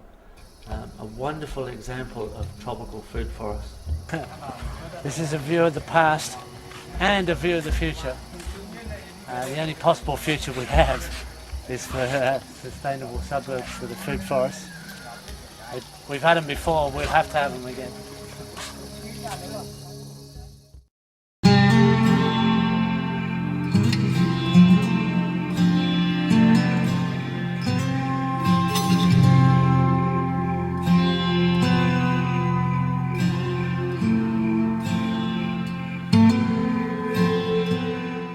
And I was very lucky to come across this food forest quite a few years ago. It was back in 1975, and I was in southern Morocco, and we were camping on the beach, and actually the surf went flat, and we decided to go inland and have a look at some scenery. And I came across this rather unusual view. It was this date palm, a palm area of date palm overstory multi-species food forest. I didn't know that's what it was at the time, but we were curious about this particular scene, because there seem to be an awful lot of varieties of fruit trees and quite a lot of fruit in amongst the actual date palms. So we stopped and had a look, and this landscape, this image of this unusual mixture of fruit trees and the wonderful atmosphere inside the fruit forest. It was like a forest. It was cool, it was shaded, it was lush with a desert surrounded. It actually felt like you were going actually inside an organism. You were in something that made you feel very safe actually, and very secure. So that stayed with me for quite a few years, and I often thought back about this site in southern Morocco, and when I started to work in the Middle East and realized the Dead Sea Valley was exactly the same climate with bananas as one of the main crops, only grown under irrigation, I thought back to this system in Morocco which had bananas in the understory. And some 28 years later, I had enough frequent flyer points to fly back there and do a few days research, and I spent a whole week walking around this system, and I found out it was actually 2,000 years old, and over 800 people farm in this system, and it's still quite stable, it's still quite fertile, and it grows with very few inputs, and it has enormous diversity of outputs. Date palms are the main overstory species, and then has an understory of olives, figs, pomegranates, guavas, citrus, mulberries, tamarinds, carobs, bananas, there are some quince, there are some grapes, and there are some small crops, and I've probably missed a few species. It's literally a classic oasis desert food forest, which are in their remnant form between North Africa and Central Asia. There are different varieties of this assembly of species, from the cool deserts to the hot deserts. And I believe this is the true image of an oasis. And it's a wonderful study. We have very large citrus trees in amongst the date palms, very large olives. In fact, the largest carob I've ever seen was at this particular site. And we should document these sites around the world while they still exist, before modernisation extracts all the young men into the cities to work in the factories, which is exactly what's happening. And the true knowledge of sustainable, extremely long-term multi-species tree systems may be lost forever. We should at least get into these sites, document them and photograph them well.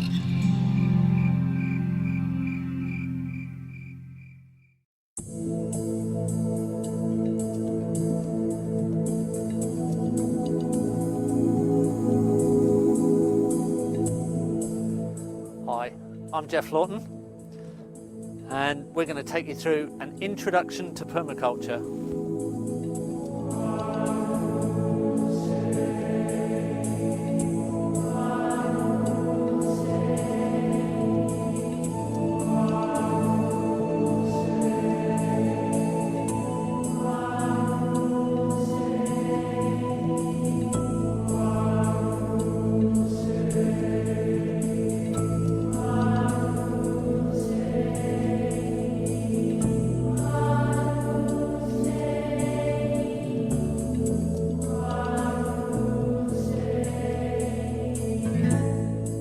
Permaculture is a design system conceived by Bill Mollison in the 1970s. It's a system for sustainable living on Earth that benefits all creatures and supplies all the needs of humanity.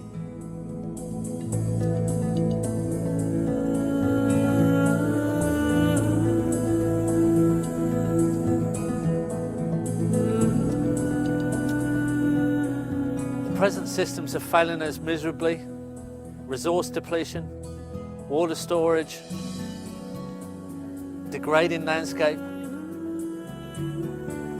food shortage, climate change.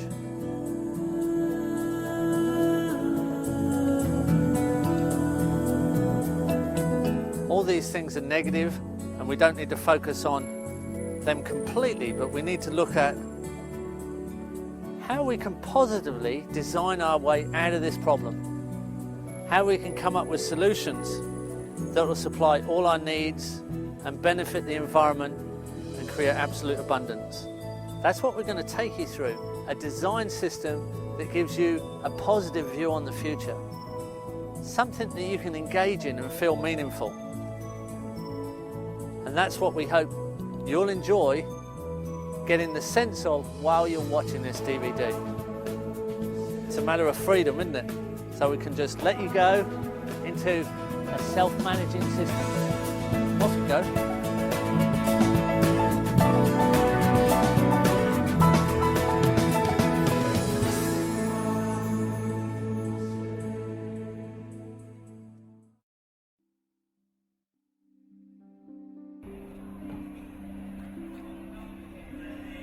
Permaculture is a design system, but it starts off with ethics. It's a movement of people that starts with ethics. The ethics were derived from many traditional ethics that people have used to govern the way they behave all around the world. The ethics have been condensed, they're concise, and they come just to three. Earth care, care of the earth and all its living and non-living systems. Central to this is a life ethic. All living things have an intrinsic worth. People care, the care of people. In permaculture, people are central to the way we design so that we can supply our needs in a sustainable way. Sustainable design, central to permaculture, to be sustainable. If it's not caring for people, if it's making life hard for people, or it's enslaving people, or it's creating hardship, it can't possibly be permaculture. Permaculture is also people care as well as earth care. The third ethic, return of surplus, a fair share. The return of surplus energy, needs, time, information. Anything that's in surplus should be returned to the first two ethics. There's nothing more worthwhile for surplus to be applied back to earth care and people care. In this way, we end up in an abundant world. So this is a very important beginning, and we must realise that ethics are at the beginning of permaculture. This creates a new landscape, a new society of people and land use and resource use. It's not just a little bit green, it's not just a little bit different. It's not people living in a slightly different way, it's people living way beyond subsistence. It's abundance. Where does permaculture lead to? It leads to absolute abundance. What is it about? It's about science and ethics.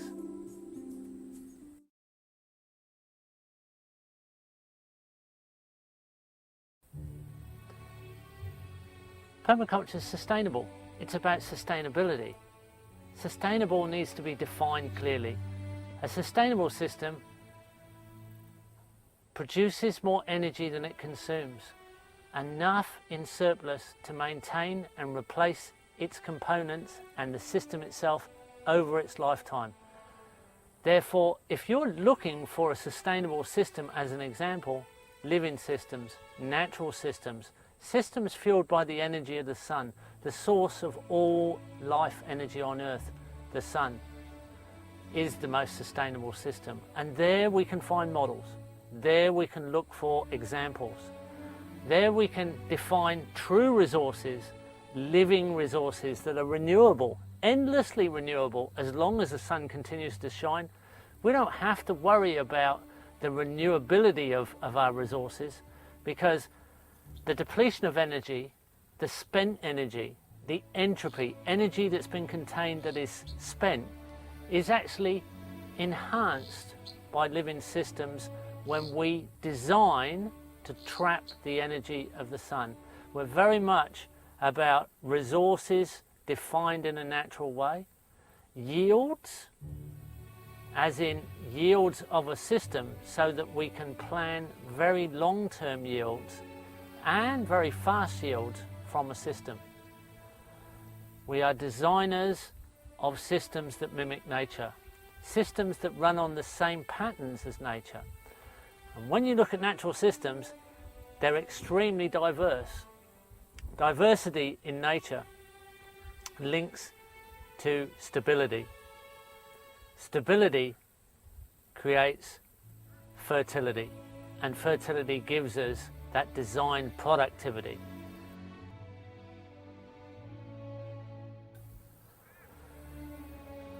Diversity is not just a collection though. Diversity is about interaction, interactivity. The interaction between the diverse elements gives us that ecosystemic, that life web type stability. Our themes in design very much focus on those models, so that our system, our teacher, is the natural system.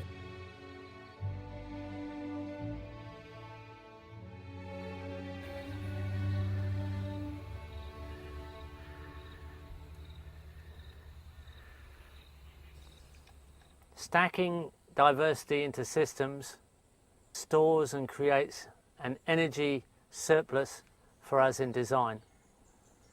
But we don't just stack in the physical sense, we actually look at stacking in time. Time stacking systems through succession. Looking at succession in natural systems, the reparative mechanisms, the mechanics of nature, if you like. Those systems can be replicated, but they can actually be improved, and improving on nature is something that is fine if we're actually in a positive mode and we're benefiting nature's reparative functions. We can stack in space and in time, and that's a really exciting concept. I know it's full of fungi. If I just pull out a branch here, there's all kinds of fungi. Everything's going back down to soil. It's just rotten. 6 months ago it was a tree. We've purposely put it back down to the soil. Its job's done. Time stacked out. Produced mulch for 6 years. Been cut and mulched and dropped and produced, and then it's decided it's finished, job done. And before it's even hit the ground, the fungi's breaking it down.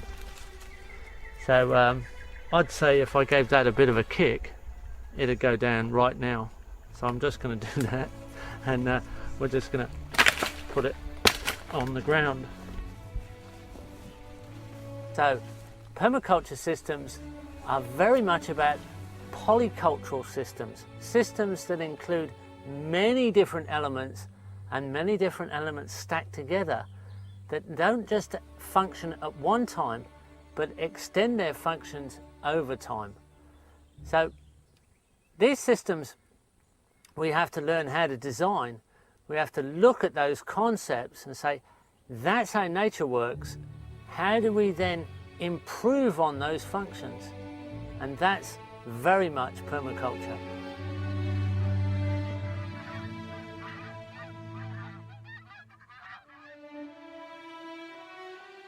Yield through diversity is not about trophy hunter mentality, about what's the biggest crop we get over the species that we choose.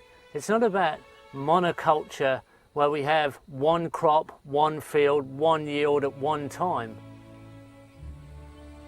Permaculture design is about energy efficiency. So it's very much about how much energy do you put in and how much energy do you get out.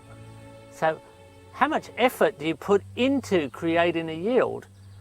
Through all the interactions between the diverse elements, through all the stacking of time of yield over an area, we end up with a very efficient system. we have multiple yield over multiple time with very low inputs and extremely efficient output. So here we are next to a water system, which is also next to a food forest, which is also next to a productive bamboo system.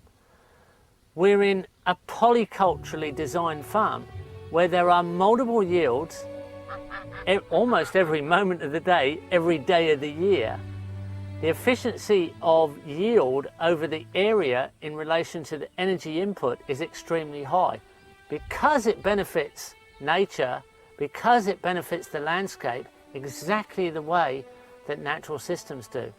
This is how you come up with good design. It's not about the yield per element, it's about the yield over the area in relation to the energy that you've used to create that yield. A lot of systems end up producing on their own with the minimum amount of energy input.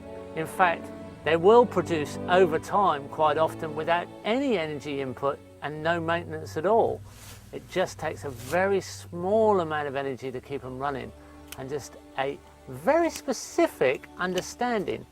So, instead of 100 hours of meaningless work and 1 hour's thinking, you're more likely in a permaculture system to be spending 100 hours of meaningful thinking and 1 hour of also meaningful work.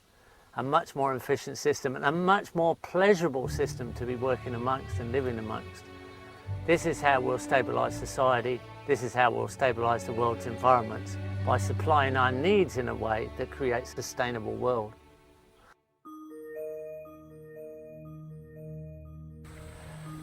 Methods of design. In natural systems, every element performs more than one function, in fact many functions, and every function is supported by many elements. So when we look at the method of design, techniques that we use are only how you do something. It's a one-dimensional element, a technique. But to take that a little bit further is to include a time element, and that means using a strategy. A strategy is how and when you do something. So that is 2 dimensions. But in our design science, permaculture is about patterning of design. In patterning, we use multiple functions, multiple elements, and we emphasize their connections. So it's multi-dimensional. That's design. And for that, we need to analyze elements. We need approaches to design. So all the elements that we use, animal, vegetable, structural, structures, plants, trees, animal systems, they all have to be analysed so that we know what inputs they need, what outputs they produce, and their general characteristics, their intrinsic characteristics. This is an analysis process. So then we can pattern the assembly of elements and their connections. So we're starting to look at design processes, we're starting to look at design methods. If you're looking at an animal, it's its breed characteristics. If you're looking at a structure, you're looking at its performance and materials and the energy embodiment of the materials. And you're looking at plants, you're looking at the way they gild and their functions and the climates they come from and their tolerances. This is analysis of elements.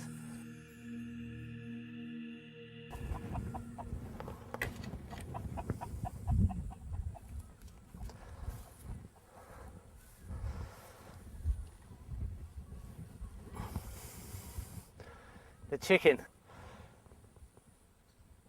We can use this as an example of analysis of an element, and it is often used. So we look at a chicken and say, what does the chicken need?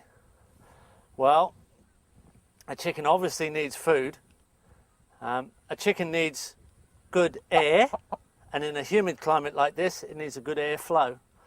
In a cold climate, it needs a warm air. So remove the stress of the bird. A chicken needs other chickens to produce more chickens. They also need grit because they have a gizzard here in the throat, a muscle that grinds up hard-shelled seeds. It needs dust for a dust bath. It needs good quality water. Chickens are very bad at muddying and manuring their water. A chicken needs control. If you don't control your chickens, they'll decide what germinates in your garden. They'll free range through systems and scratch through all the areas you don't need them to scratch through. As well as control, a chicken also needs protection because they're easily predated on. Then they also need good roosts. They need somewhere to roost and they need somewhere to lay their eggs. So these are the needs of a chicken. So then there are the products and behaviours of a chicken. They obviously produce eggs, they produce meat, they produce manure, good quality manure. They also produce feathers, which are high in protein and become nitrogen in the compost heap. And because it's a warm-blooded animal, it produces heat.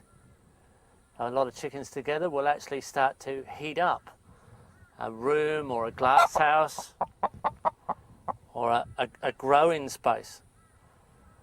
Their behaviours are that they scratch, they shred up mulch, they manure mulch, they eat seeds and break down the cycles of weeds, and they eat pest larvae. Then we have the intrinsic characteristics of a chicken. This is a Barnvelder particular breed, pretty good egg layer, not a bad meat bird, it's a multi-purpose bird.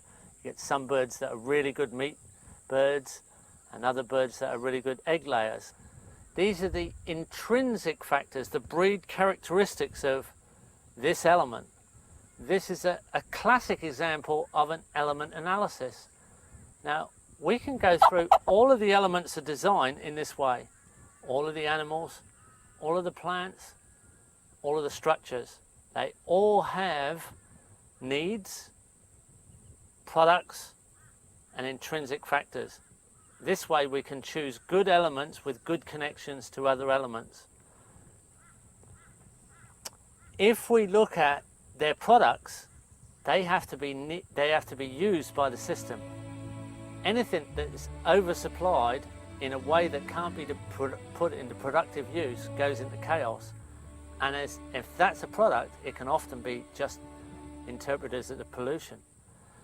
So all of their products need to be used by the system, and all of their needs should be provided by the system. So a system becomes a closed cycle, an ecosystemic system, a system that cycles within itself.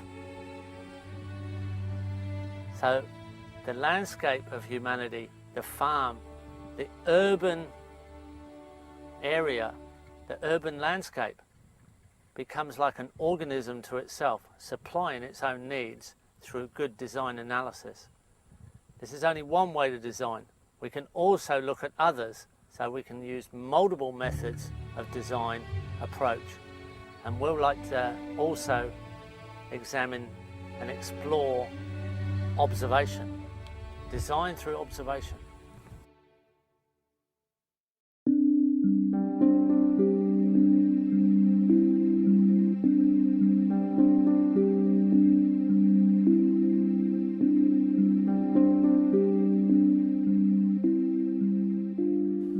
Observations in nature and the principles that we observe in natural systems lead us to design harmonic and efficient systems. We can see all kinds of examples around us, even in cities, even in the country. We can see all kinds of examples that lead us towards good design. Good design makes it efficient, and that gives us a very efficient productivity, stability, and harmony with nature. And Natural systems are our teachers, lessons and examples to act by.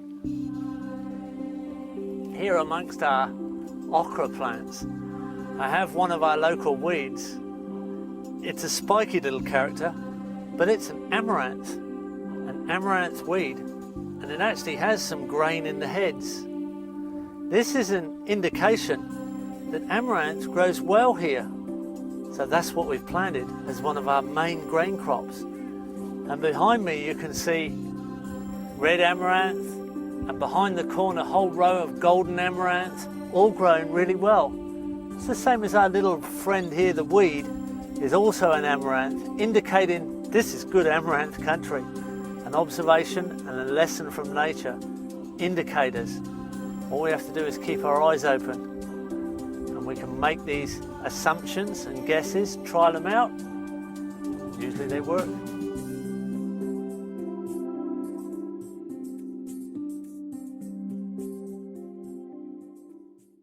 We look at landscape in a series of zones, and we go from zone 1, which is an inner zone closest to the center of energy, which is usually the house or the main human activity.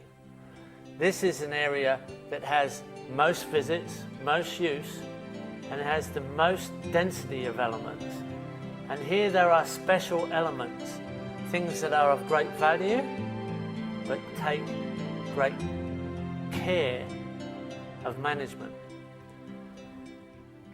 Zone 2 is the next zone out, and immediately is larger, and zone 2 is actually a broader zone where there are less elements and the maintenance is a little bit more vague.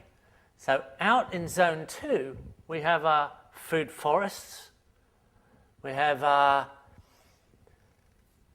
forage crops where we may grow crops for animals to provide their food, our broadacre crops where we grow our main carbohydrate foods or our main foods.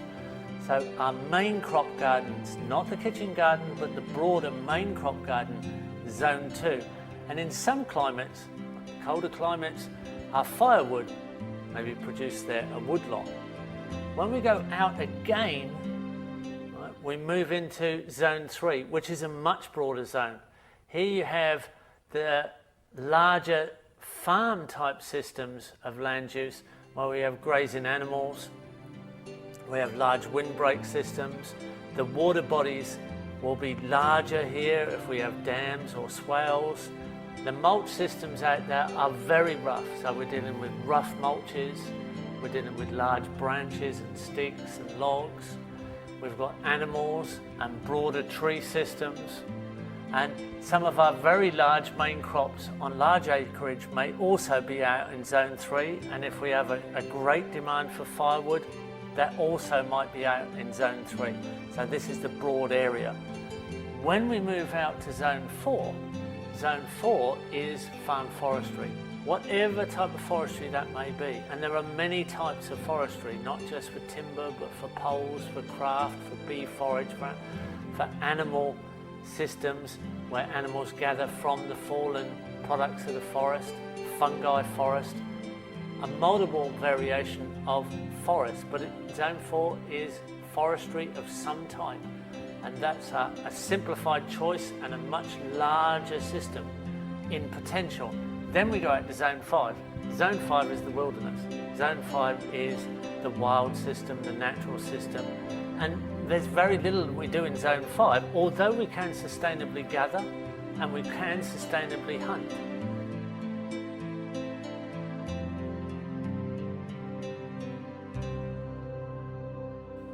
There are 2 other elements that come into this: slope and orientation will change the shape and form of the zonation pattern. Zone 1, Zone 2, Zone 3, Zone 4, they'll all change in relation to how steep the land is and which way it faces, whether it faces the sun or the shade or the west or the east. So appropriate placement in relation to the energy needed to work that zone will change the shape of that zone. And the human element, the element that works the land or the element that interacts with the land, will also change the size and shape of zones. So if we have a steep slope near the house or the center of energy on the property, it will jump quickly into one of the outer zones because of the energy needed to work on a steep slope. Zones are never exactly repeated in form and size ratios, but they are appropriately placed in relation to the land itself and the human use. It's an energy efficient planning from the inside out. So when we're planning zones and the placement of elements in zones, we actually look for an analysis process where we say, how many visits per year are we going to make to that element? That'll give us an idea where it fits in a zone, and then which elements fit together so that they interact together and we can get multi-purpose interactions on the same stacked job energy pathway. We're starting to put elements together in relationship to each other within their numbers of energy requirements per year, their number of visits. So it's a very energy efficient planning system. Sector analysis is how we observe the energies on the site of any design, and we look at the energies that actually flow through a site. These can be the winter sun angles, sunrise, sunset and midday, the summer sun angles, again sunrise, sunset, midday, the prevailing winds, the good views, the bad views, the noise or the dust winds that we might want to block, the flood and frost that we might want for purposes or not, the cold winter wind. All of these things are potential energies which are on any one site. These, by design, change the zones, reduce the stress on the site, therefore enhancing the system and the life on of the system. Create microclimate can be identified in many different ways through things like observation of wind shear on trees to get us the prevailing winds. We also will need to find records and information and local knowledge. It's very simple. The choices are yes, we want that energy and we invite it into the site and encourage it, or no, we don't want that energy, it's not beneficial to us and we want to block it. All of this will be a great advantage to our design process and the result of our design. So the sector energy map fits over the top of our zone map and changes the form of the zone map and starts to give us a pattern in design. This is what creates the beneficial microclimate creation and stress reduction of a site. It's an integral interaction between the two elements, sector energies and energy efficiency of zone planning.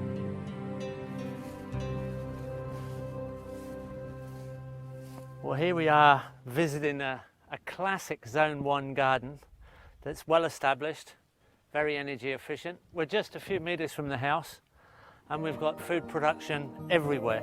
We've got very functional footpaths that are all controlled by beneficial ground covers. We've got mulch production in surplus, all different types, high mineral comfrey that can be added to gardens. There's animal systems around us that we can add manure. This is really classic Zone 1. Into the Zone 1 scape, we're literally going through an envelope of passion fruit and food, through a trellis, in a real home situation. We have small footpaths surrounded by food, edible Brazilian spinach, strawberries, papaya, turmeric, ginger, edible edges and clumping plants, herbs that can be picked. This is a foodscape, but it's also quite ornamental. We go on through zones within zones. There's cardamom right here. There's choco above us. We're next to a pizza oven. Functional structure. There's seedlings being grown on a table. In here we have small ponds, ornamental plants, more passion fruit.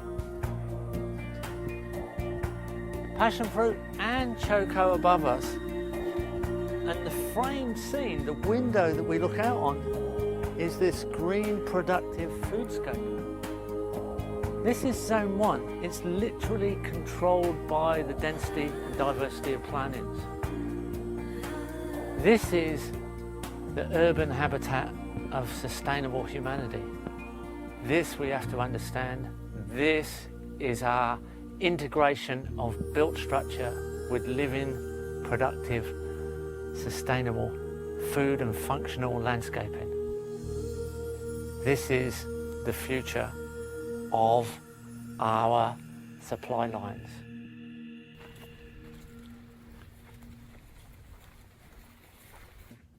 Here we have an acerola cherry, one of the highest fruits in the world in vitamin C. Oh, it's right here like a vitamin C pill near the house. Down a footpath surrounded by herbs, next to a natural ionized swimming pool, no chlorine involved here. We have food plants growing right up against the pool. I can see a kangkong there, Ipomera aquatica, a natural spinach of the tropics. We have bell peppers, chili peppers, grapevine, lost all its leaves in winter, letting the winter light come through, but would be a complete green shade in summer as a functional feature. Underneath we've got Tahitian spinach right outside the door as a really good subtropical leaf crop. So we've got all kinds of foods very close and very convenient. Typical zone 1 planning. There are human-friendly elements here. There are garden seats. Again, more bird baths, little ponds. So there's a diversity of habitat, predator habitat, frog ponds, rockeries for lizards, perches for birds, bird baths to attract in the birds. It's a friendly habitat to people. Here's a big custard apple. Here's a citrus right behind us with a passion fruit, with cardamoms, with papayas. There's just layers and layers and layers of food here. There's root crops, clumping crops, herbs. There's more than I could mention, but it's all stability by diversity occupying the space. This is a very, very secure landscape to live in, and it's a landscape that you feel as if you're insured, your existence is insured, and your health is insured. And it's vital, and it's still interesting, and it's still aesthetic. This is not an untidy landscape. This is a landscape that is very beautiful, and it's very, very healthy for you and other creatures. It's not exclusive. It's not a landscape where we have to go to war against weeds or a war against pests. Everything is in balance, and the surplus is our supply line, our needs. We see that we are actually interacting with solar energy and feeding back to the grid. We have solar hot water. We have solar electricity. We have a natural vent on the top of the house cooling it down, and we even have a satellite dish. We're not exclusive as if technology is some kind of enemy. We're interacting with technology in an appropriate way. This is a permaculture design system, one that really works. So as we transit through zone 1, we pass a lime that's hanging over from zone 2. Out of the gate, and very quickly we go through into a second zone. This is the broader zone of forest, and there's fruit on the floor immediately. I've got to step over fruit. We've got understories of coffee in production. We've got different types of fruit trees all around us. We're in a broad zone with rough mulches. And this on the edge of zone 1 also joins onto zone 3. In this case there is a zone 3 because there's a small amount of pasture and we actually have a small dairy on this property. So as we walk around this more open forest allowing citrus to grow, there's a great diversity of mixtures of trees. It's not just one species. There's chocolate pudding fruit, black sapote, Chinese raisin, longan, mulberries, nitrogen fixing trees, a whole mixture of forestry. It's well established and it's quite open. It's an easy system to walk through. It's an easy system to pick because this system's almost 13 years old now. As we get to the edge, we come up to a section here where zone 3 meets zone 2 and we've got a small dairy yard. So there's just one Jersey cow, milked every day, produces all the milk and all the cheese and butter for this family. And it's fed from a small pasture that actually gains nutrient from zone 1 and zone 2 drainage, and the surplus forage crops that are also mulch crops double as a support for the cow. So there's cut forage surplus in zone 1 and 2 that's fed over to our cow, which returns manure back into zone 1 and zone 2. These are simple cycles. They're all cycles that work very well and create a very healthy environment. So here's a conventional road, hard surface road, coming through the landscape and picking up water. Now the drain has been picked up so it comes into this property and fills these 2 dams on either side of the driveway. These 2 dams then picking up the nutrient of life, water plants, fish, and all the other things that naturally occur in water and are encouraged in this situation. They then, when an overflow occurrences happen, and that's quite quick with that feed of water off that road, overflow into the system and soak the nutrient down through zone 2, and that soaks into zone 3.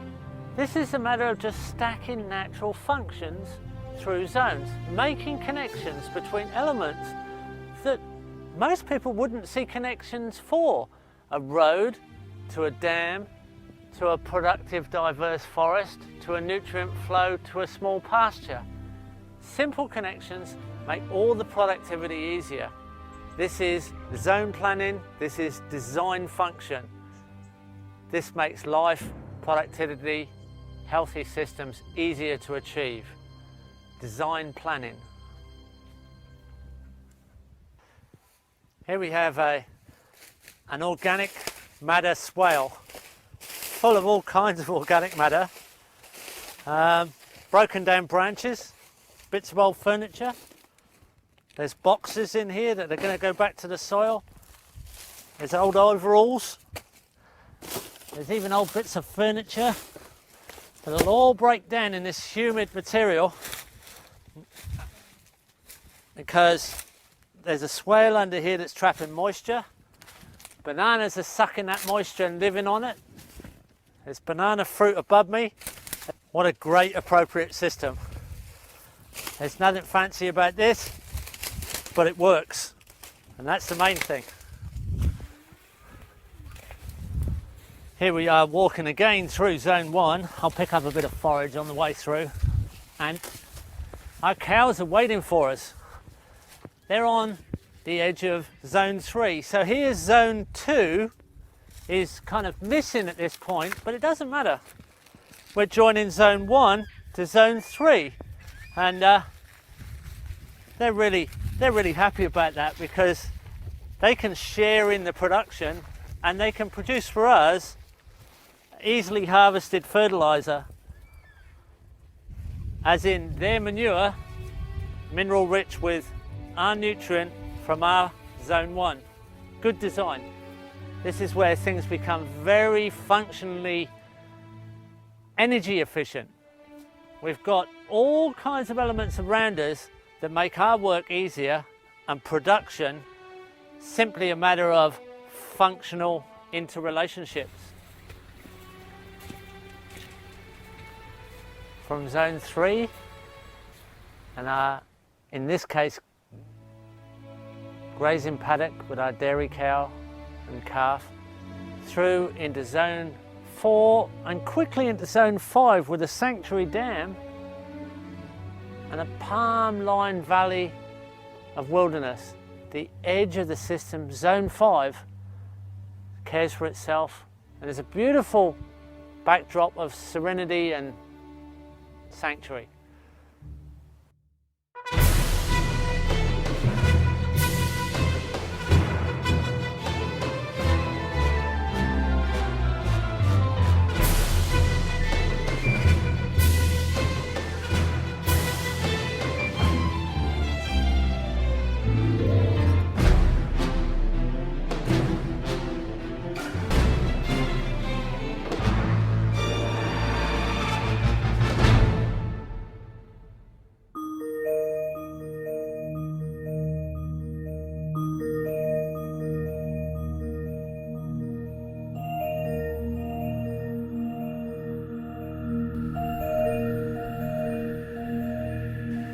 Pattern is simply form created by the pressure between two media, like the wind over the ocean creates the waves of the ocean.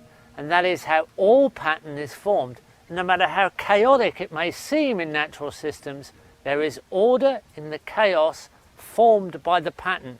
This is how energy is trapped in biological systems. We need to understand that so we can be sustainable by design.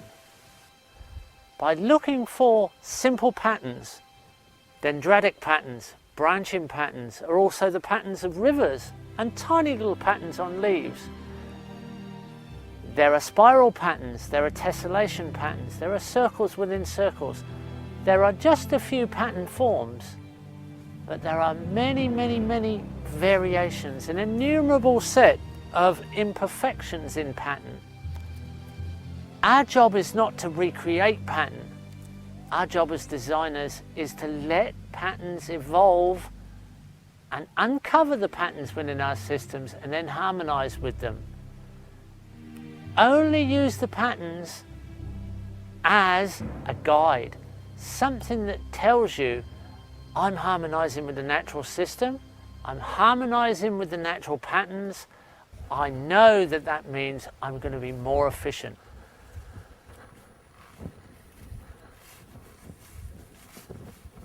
Application of pattern is an important part of design. Not just looking at pretty patterns in nature or designing for pattern's sake, but actually finding functional patterns that work for you. Here I am in the middle of a great big mulch pit. This is over a metre and a half deep and a metre high almost above the ground, and it's full of mulch and surrounded by soil that's come out of the hole, and around it is a gilding of plants, a pattern guild really. Bananas, taro, there's acacia, there's sweet potato, there's some mints, there's a whole mixture of plants, mainly bananas, yacon, I can see some yacon there, sweet root.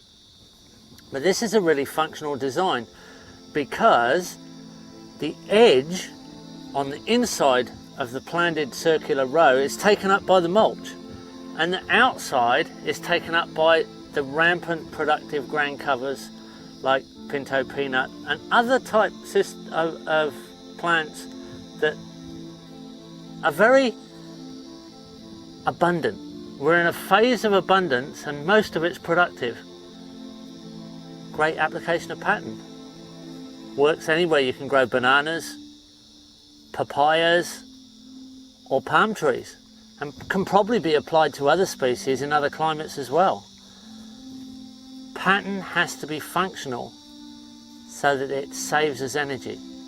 So when we look at patterns in nature, we look at ways that pattern works in a functional, energy saving way.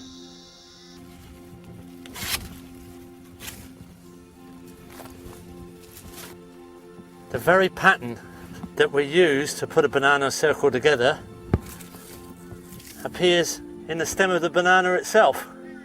It's a set of circles within a set of circles. It's actually a set of leaf stems together in the banana itself, repeated in the banana circle. We know we're on the right track. We're playing the game to the rules of the game.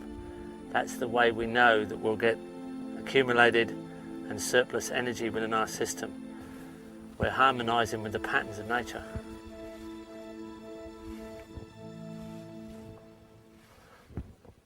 Patterns in landscape.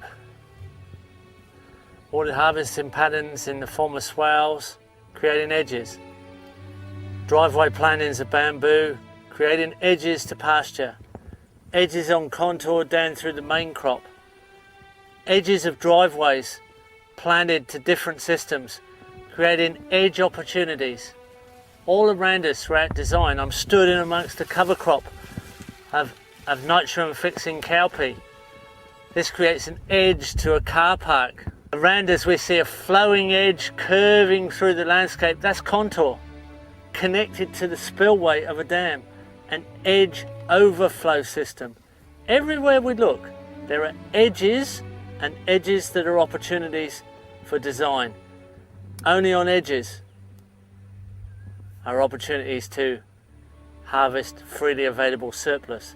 The more convenient, practical edges that you can put through polycultural systems, the more stable they are.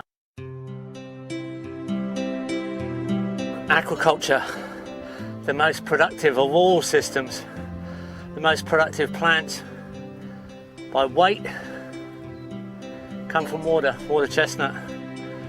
Lotus root, the most productive mulch, typhus, cattails, bulrush. The most productive by mass, the most productive leaf crop in the world. Kangkong, Ipomea aquatica.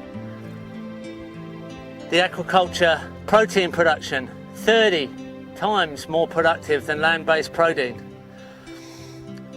That's our fish productions. Maybe 50 times more productive in the tropics. There are plants, there are fish, there's organic matter. The fastest soil building mechanism on Earth, shallow lakes and ponds. Maybe shallow marine systems just gets in front of it a fraction, but shallow lakes and ponds, more productive than forest in soil creation, anaerobic soil on the bottom of the ponds. Great polycultural interaction. The small scale aquaculture, what people have done for centuries. Great stuff. Great interaction, creates the most beautiful edges, little flows of water, mimics nature. A wonderful thing to live around, very easy to get production from. What looks like a big, messy, swampy load of rampant plants is really, but this is one of the tubers of the tropics. This is taro, and this is the potato of the subtropics. Really, it's a carbohydrate crop. And what we've got here is an edge between water and land, an edge system, a swamp, and this is a swamp plant. With the assistance of water, anything in water doesn't have to fight gravity as much as land-based systems. All the animals on land are always fighting against gravity. Most of the elements in water have a gravity-free environment. They float around, so they're more productive. Taro on the edge of water and land. Here's a water flow coming down from the lotus pond down to the water chestnut pond before it then goes on to the main dam below. These are silt traps and productive systems. So they're productive and functional. Little fish in here to make sure there's no mosquitoes. Just above this there's a level terrace that holds water. Separates, divides the flow of the water, taking the energy out of the water. And above that, there's another level terrace dividing the water. And above that, there's a circular footpath around a palm circle, like the banana circle, but a productive palm circle. We'll go up and have a look at that too.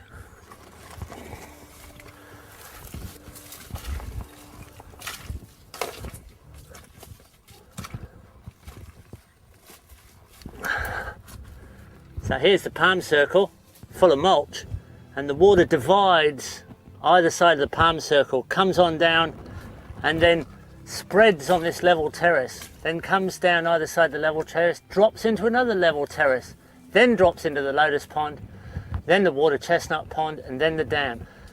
This pacifies the flow of the water, drops the sediment and nutrient as silt traps, grows all these productive plants, and keeps the bottom dam clean for high quality fish production. Aquaculture by design, using the patterns of nature.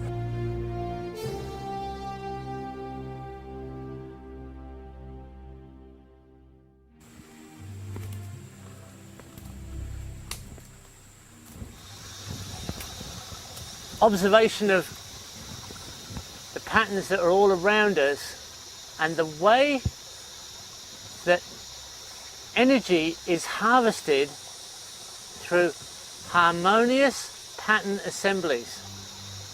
Pattern, the edge between chaos and harmony, the ultimate expression of a natural system is the point where it goes from harmony to chaos. That edge is the ultimate opportunity for creativity and productivity. This is the wow factor in permaculture. This is the glue that puts it together, that sticks it together, that we all inherently understand. It comes from our ancestral knowledge of survival. We all have it, and we can all make links to it.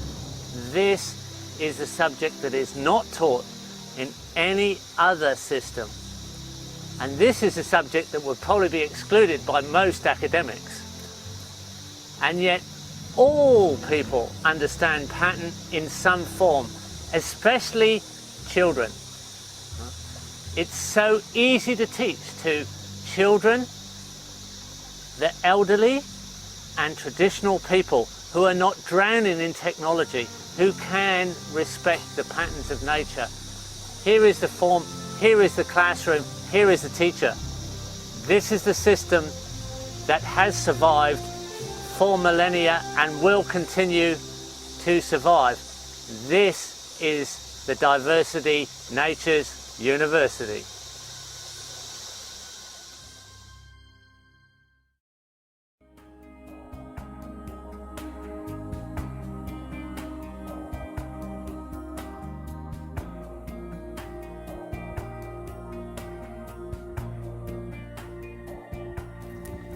As designers of systems, we have to realize that the landscape profile that we work in is very important.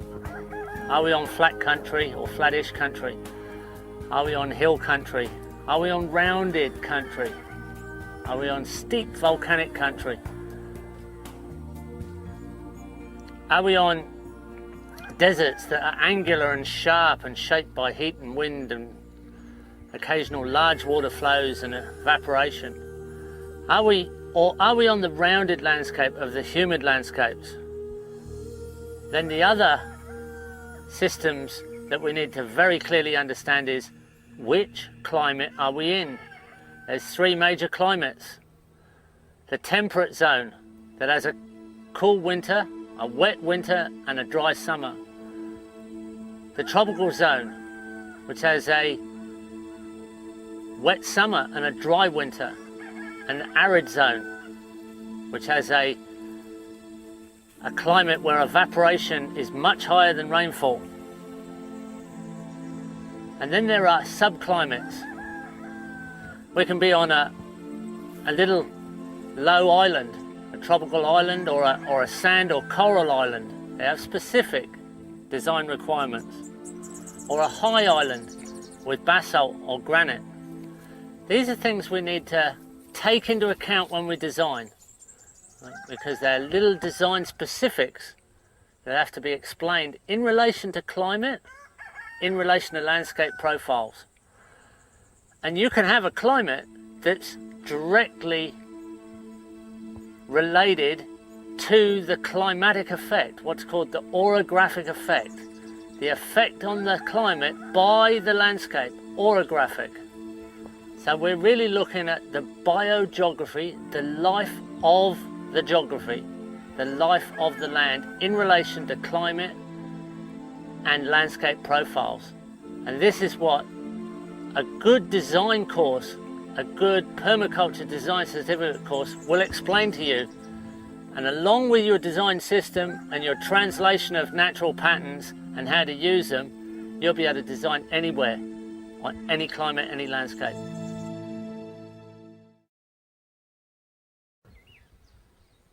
Zone 4, farm forestry, the outer zone, where we simply have to choose what sort of forest it is we're going to grow. We can manage the forest to be more productive for poles or timber, forage, pannage, where crops, products fall to the ground that animals eat, fungi forest, bee forage, craft forest, wilderness forest, native forest, regrowth forest, or all together. We can include bamboo, native and non-native, or just native, whatever you like. This is zone 4. What kind of forest is it? That's your choice. We have hoop pines and kauri pines and Queensland white beech. All kinds of high quality timber mixed up with other trees, some of them actually understory fruit trees. It doesn't really matter. This is a vague outer system. We're pruning some trees like the Grevillea robusta silky oak here to grow straighter, so we'll get a good straight pole out. And these timbers will replace all the timber in the infrastructure in the buildings with better timber than the buildings are built with right now. This will be high class replacement, and it'll go on forever. There'll never be a shortage of timber on this property or any property that we want to design with good zone 4 sustainable timber or forest products in general. All the forest products can be in surplus. And community forestry can produce forests forever for the community, and there's no reason why we can't all have free materials to build our own houses. It's just a matter of community cooperation on community forest land around our human settlements. Easy design, great design, sustainable forever, no problem. Queensland white beech, an endemic tree of this particular area. High quality timber, no splinters, very fine grain, used as a boat building timber, handrails on some of the old traditional houses. Beautiful ivory white colour.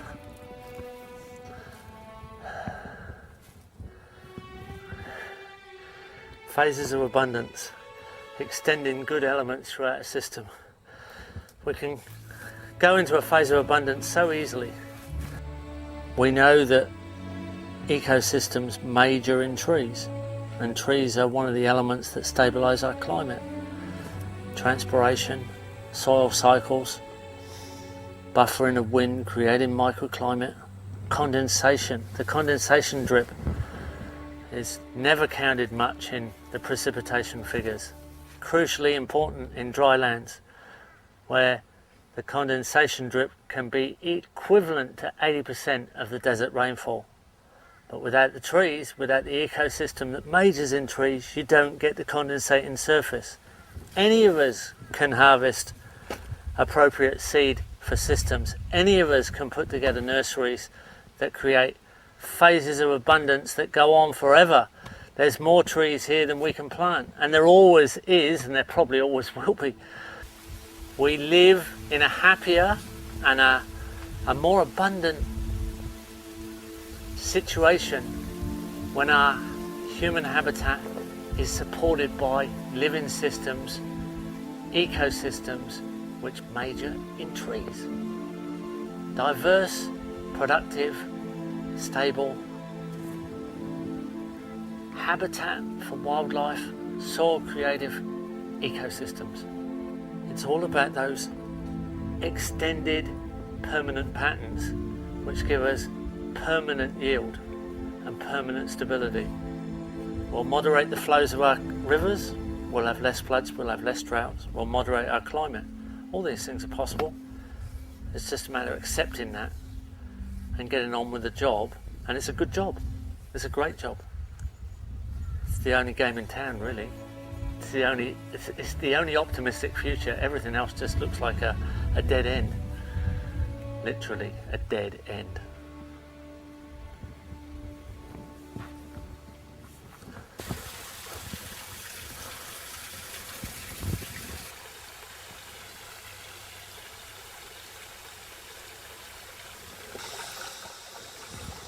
The energy of flow patterns in water,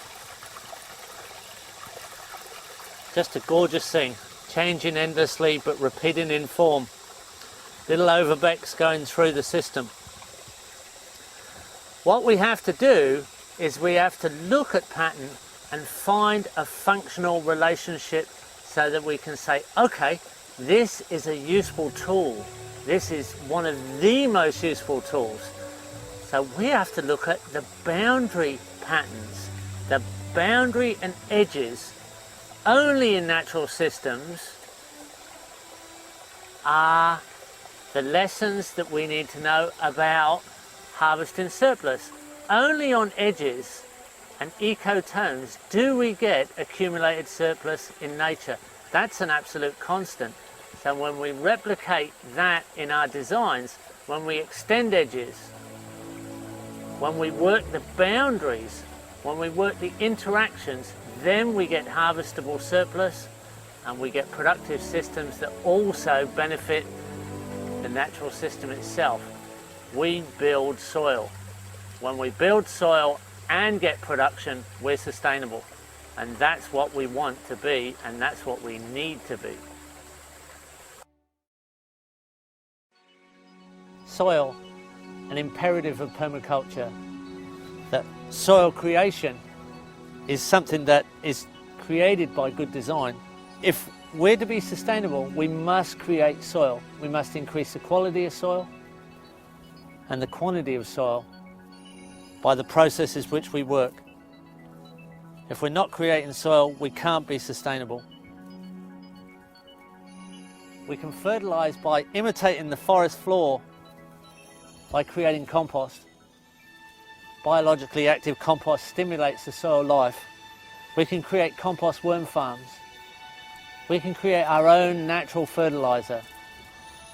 This is what we have to do to create good biological stimulants that will actually keep the soil alive, increasing in quality and quantity, as long as we're good stewards of the landscape.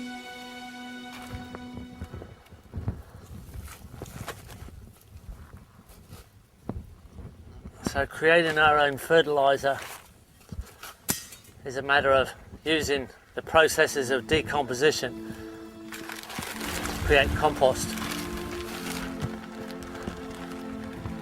Underneath here is a windrow of compost.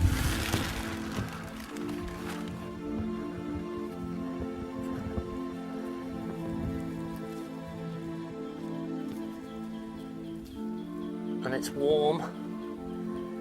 It's nearly at the end of its process.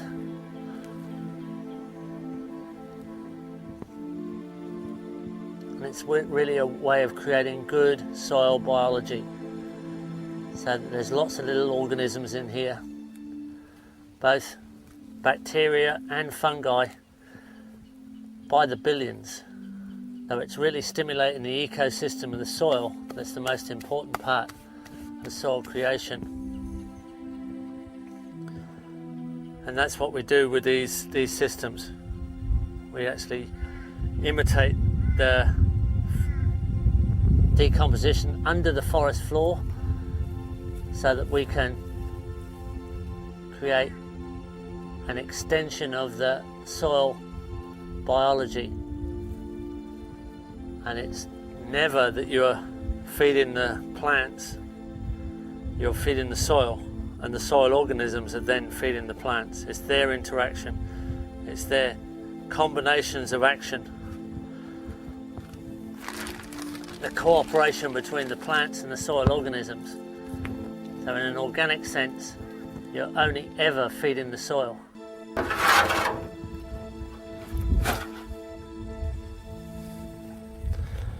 Here we have our compost worms. Hundreds and hundreds of them.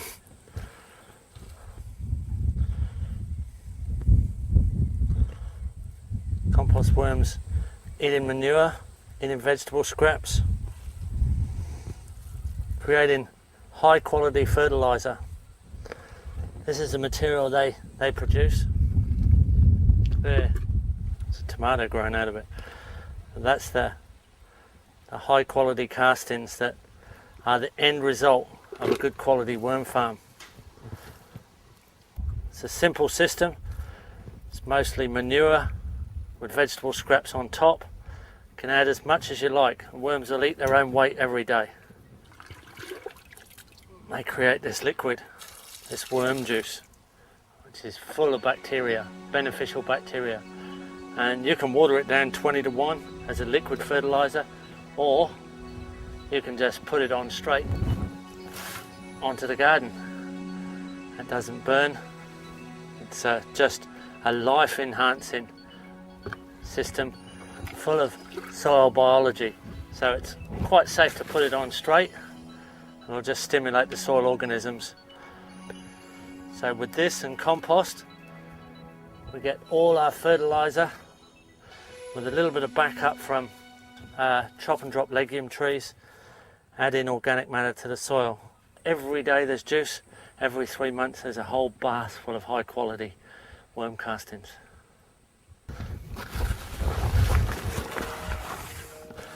Here's some finished compost,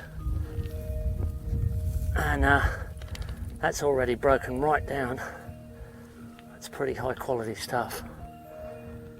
There's a little worm in there, baby worm. There's a little compost worm there. That's a good sign. And this is our other fertilizer, high quality compost. Another little worm there. So that's a little bit fluffier than the worm castings, which is stickier. And because there's a lot of wood and a relationship between the fungi and the wood, there's more beneficial fungi in here than there is in the worm farm castings. The worm castings are mainly bacteria, very little fungi, and this has a lot of beneficial fungi as well. So two great solid materials, and this is just made out of manure and plant material, green and brown, high carbon and high nitrogen materials mixed together and created into compost. Now that, with a combination of the right planting guilds, will create good soil. And it's the soil biology that does the work.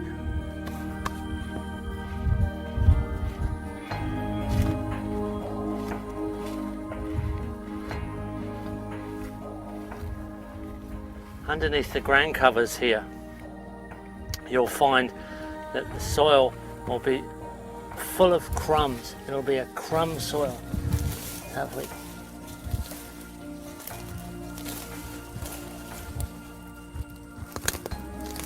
There's a lot of organic matter down here because we chop and drop. There's a lot of sticks and things. But here, I can smell mint. I've just pulled my way through a mint. There's a bit of the pinto peanut underneath the pinto peanut under here. Getting ready, there it is, getting ready to take over as the next succession. And the weeds are being smothered, but there at the soil surface, that almost looks like the compost. That's the soil biology converting the organic matter to something that's very close to a compost. It's a high organic matter soil. Started off as a grey sand, and it's still a sandy soil, but now it's a lot darker and has a really good texture. Soil creation by stimulating biology, that's all you need to know about. And here are layers and layers and layers of organic matter that have just been chopped down in a very rough way and smothered by this ground cover with this high humidity under here. There's a great rot. In all climates, here's a piece of bamboo, quite a strong piece of material normally, just moist and breaking down in the humidity. It doesn't matter, a bit of fungus hanging on the side of it there, breaking it down. A little bit of floppy fungus there. You're stimulating all these actions in the soil to imitate the forest. And it doesn't matter which climate you're in, If you enhance the soil biology, in the deserts it's just a matter of using principles that actually displace the action of evaporation, anti-evaporation strategies in the desert, high humidity breakdown in the tropics, extending of the wet rotting winter in temperate, anything that actually breaks down organic matter, anything that extends the breakdown of organic matter. So let's go and have a look at the natural system. Let's go into this forested gully here and see what's happening in the natural system, because it will be exactly the same. So we're going through a set of zone 4 forestry trees, and we're going in, there's a few native trees here we've planted, and we're going into a natural regrowth system. In here there is a lot of organic matter naturally. So here we've gone through the edge of our planting into the natural forest. So here we are. When we look down at the ground, what do we see? Mulch. Tons of mulch. And it's kind of gone through the weedy stage to the weeds being almost insignificant. And here we have lots of fungus. It's a breakdown of organic matter. There's little fungal hyphae going everywhere. And the soil's crumbly too. The soil's that same sandy soil. Right at the surface, it's got lots and lots of little crumbs. Actually, our soil under the sweet potato looks a little bit better than this. We're actually doing a better job than the natural forest, it looks like. Because that soil's not quite as deep as ours. We've gone through into a different colour quicker. So we've speeded up the processes of nature by imitating nature itself. We've looked at the system and said, okay, that's how it works. Let's do it and let's rev it up. Let's get it going faster. Let's enhance the biological actions. Let's get into good sustainable production.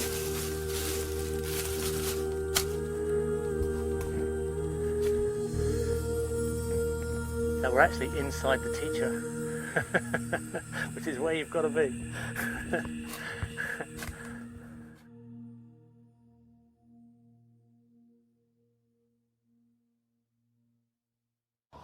Permaculture earthworks and earth resources in action in the landscape. Here we are building a dam, which we're going to link to water catchment systems and soil soakage systems. This is the way we rehydrate the landscape. This is the way, by design, we work with bulldozer drivers and earth movers who are really geosurgeons. What this is reconstructive earth surgery. We're actually putting back harmonic patterns to the landscape that will create abundant life forms. Maloon Creek here has presently 2 kilometres of large swale, and we're putting in an extension of small swales out through this large property. We could go to many kilometres of swale in the end, so that we can come back from the landscape which has presently been damaged over a few years of grazing. We can bring this landscape back into a treed landscape which has the productivity that will go on indefinitely. True sustainability by rehabilitation of landscape earthworks that lead to tree systems and stability of the landscape.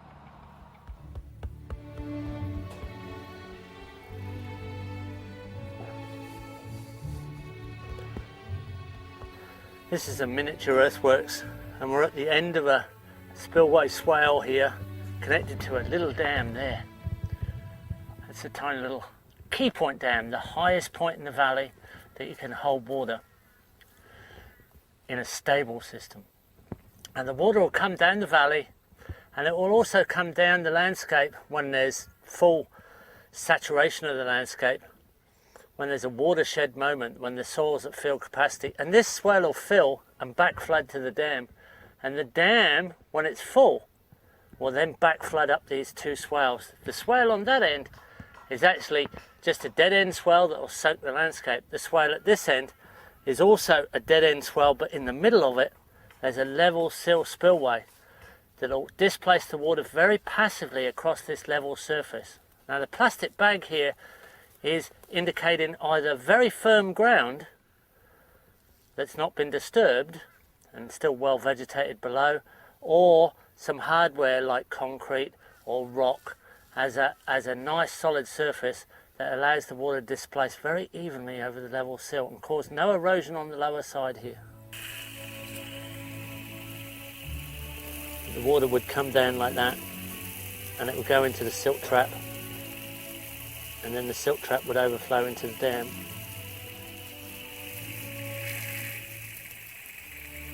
And then the dam would start to fill.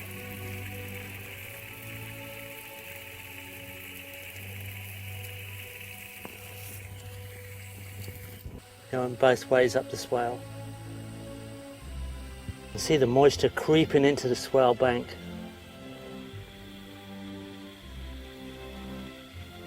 Now here goes the level sill.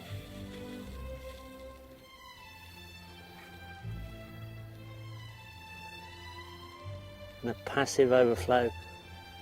It just soaks into the landscape.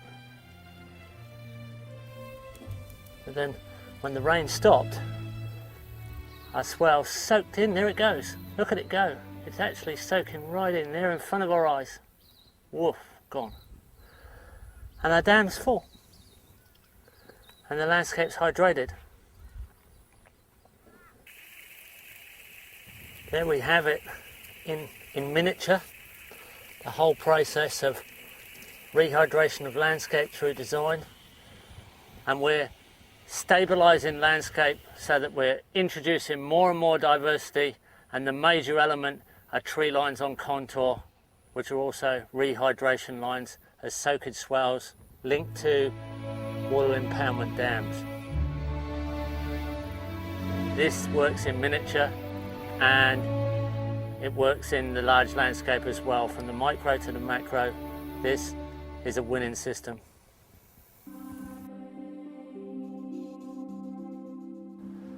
Strategies for an alternative global nation, the invisible structures, the people systems. This is where we have to work with the formal and informal economies, where we need to set up an ethical basis of an alternative global nation. This is where village development and land access become important. How do we access land? How do we set up bioregional organisations so people can extend trade between each other, set up the personalities and identify the personalities of bioregions? What is the fingerprint of your local systems and your systems where you know the careers and the products and the professions that identify we the people, the extended families? These systems lead us to alternatives to political systems. This is where ethics are the way we invest in natural capital. We can set up local energy trading systems, let systems, even local currency systems, where we trade on our own value of product within systems. This is where we can create a new United Nations, where nations can be defined not just by their political boundaries or their national boundaries. Nations can be defined by language groups, by cultures, but they can also be defined by a nation of people who think the same way. Permaculture is a nation of people, an international global nation of people who think the same way, that a positive, safe, peaceful, abundant future is possible by design.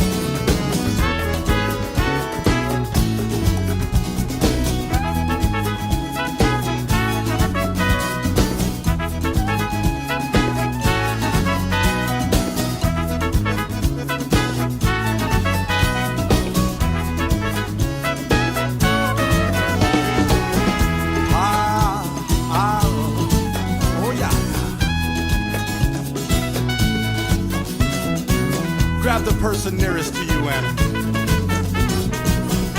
dance, dance. Grab the nearest tree, the nearest grasshopper, the nearest crocodile, the nearest walrus.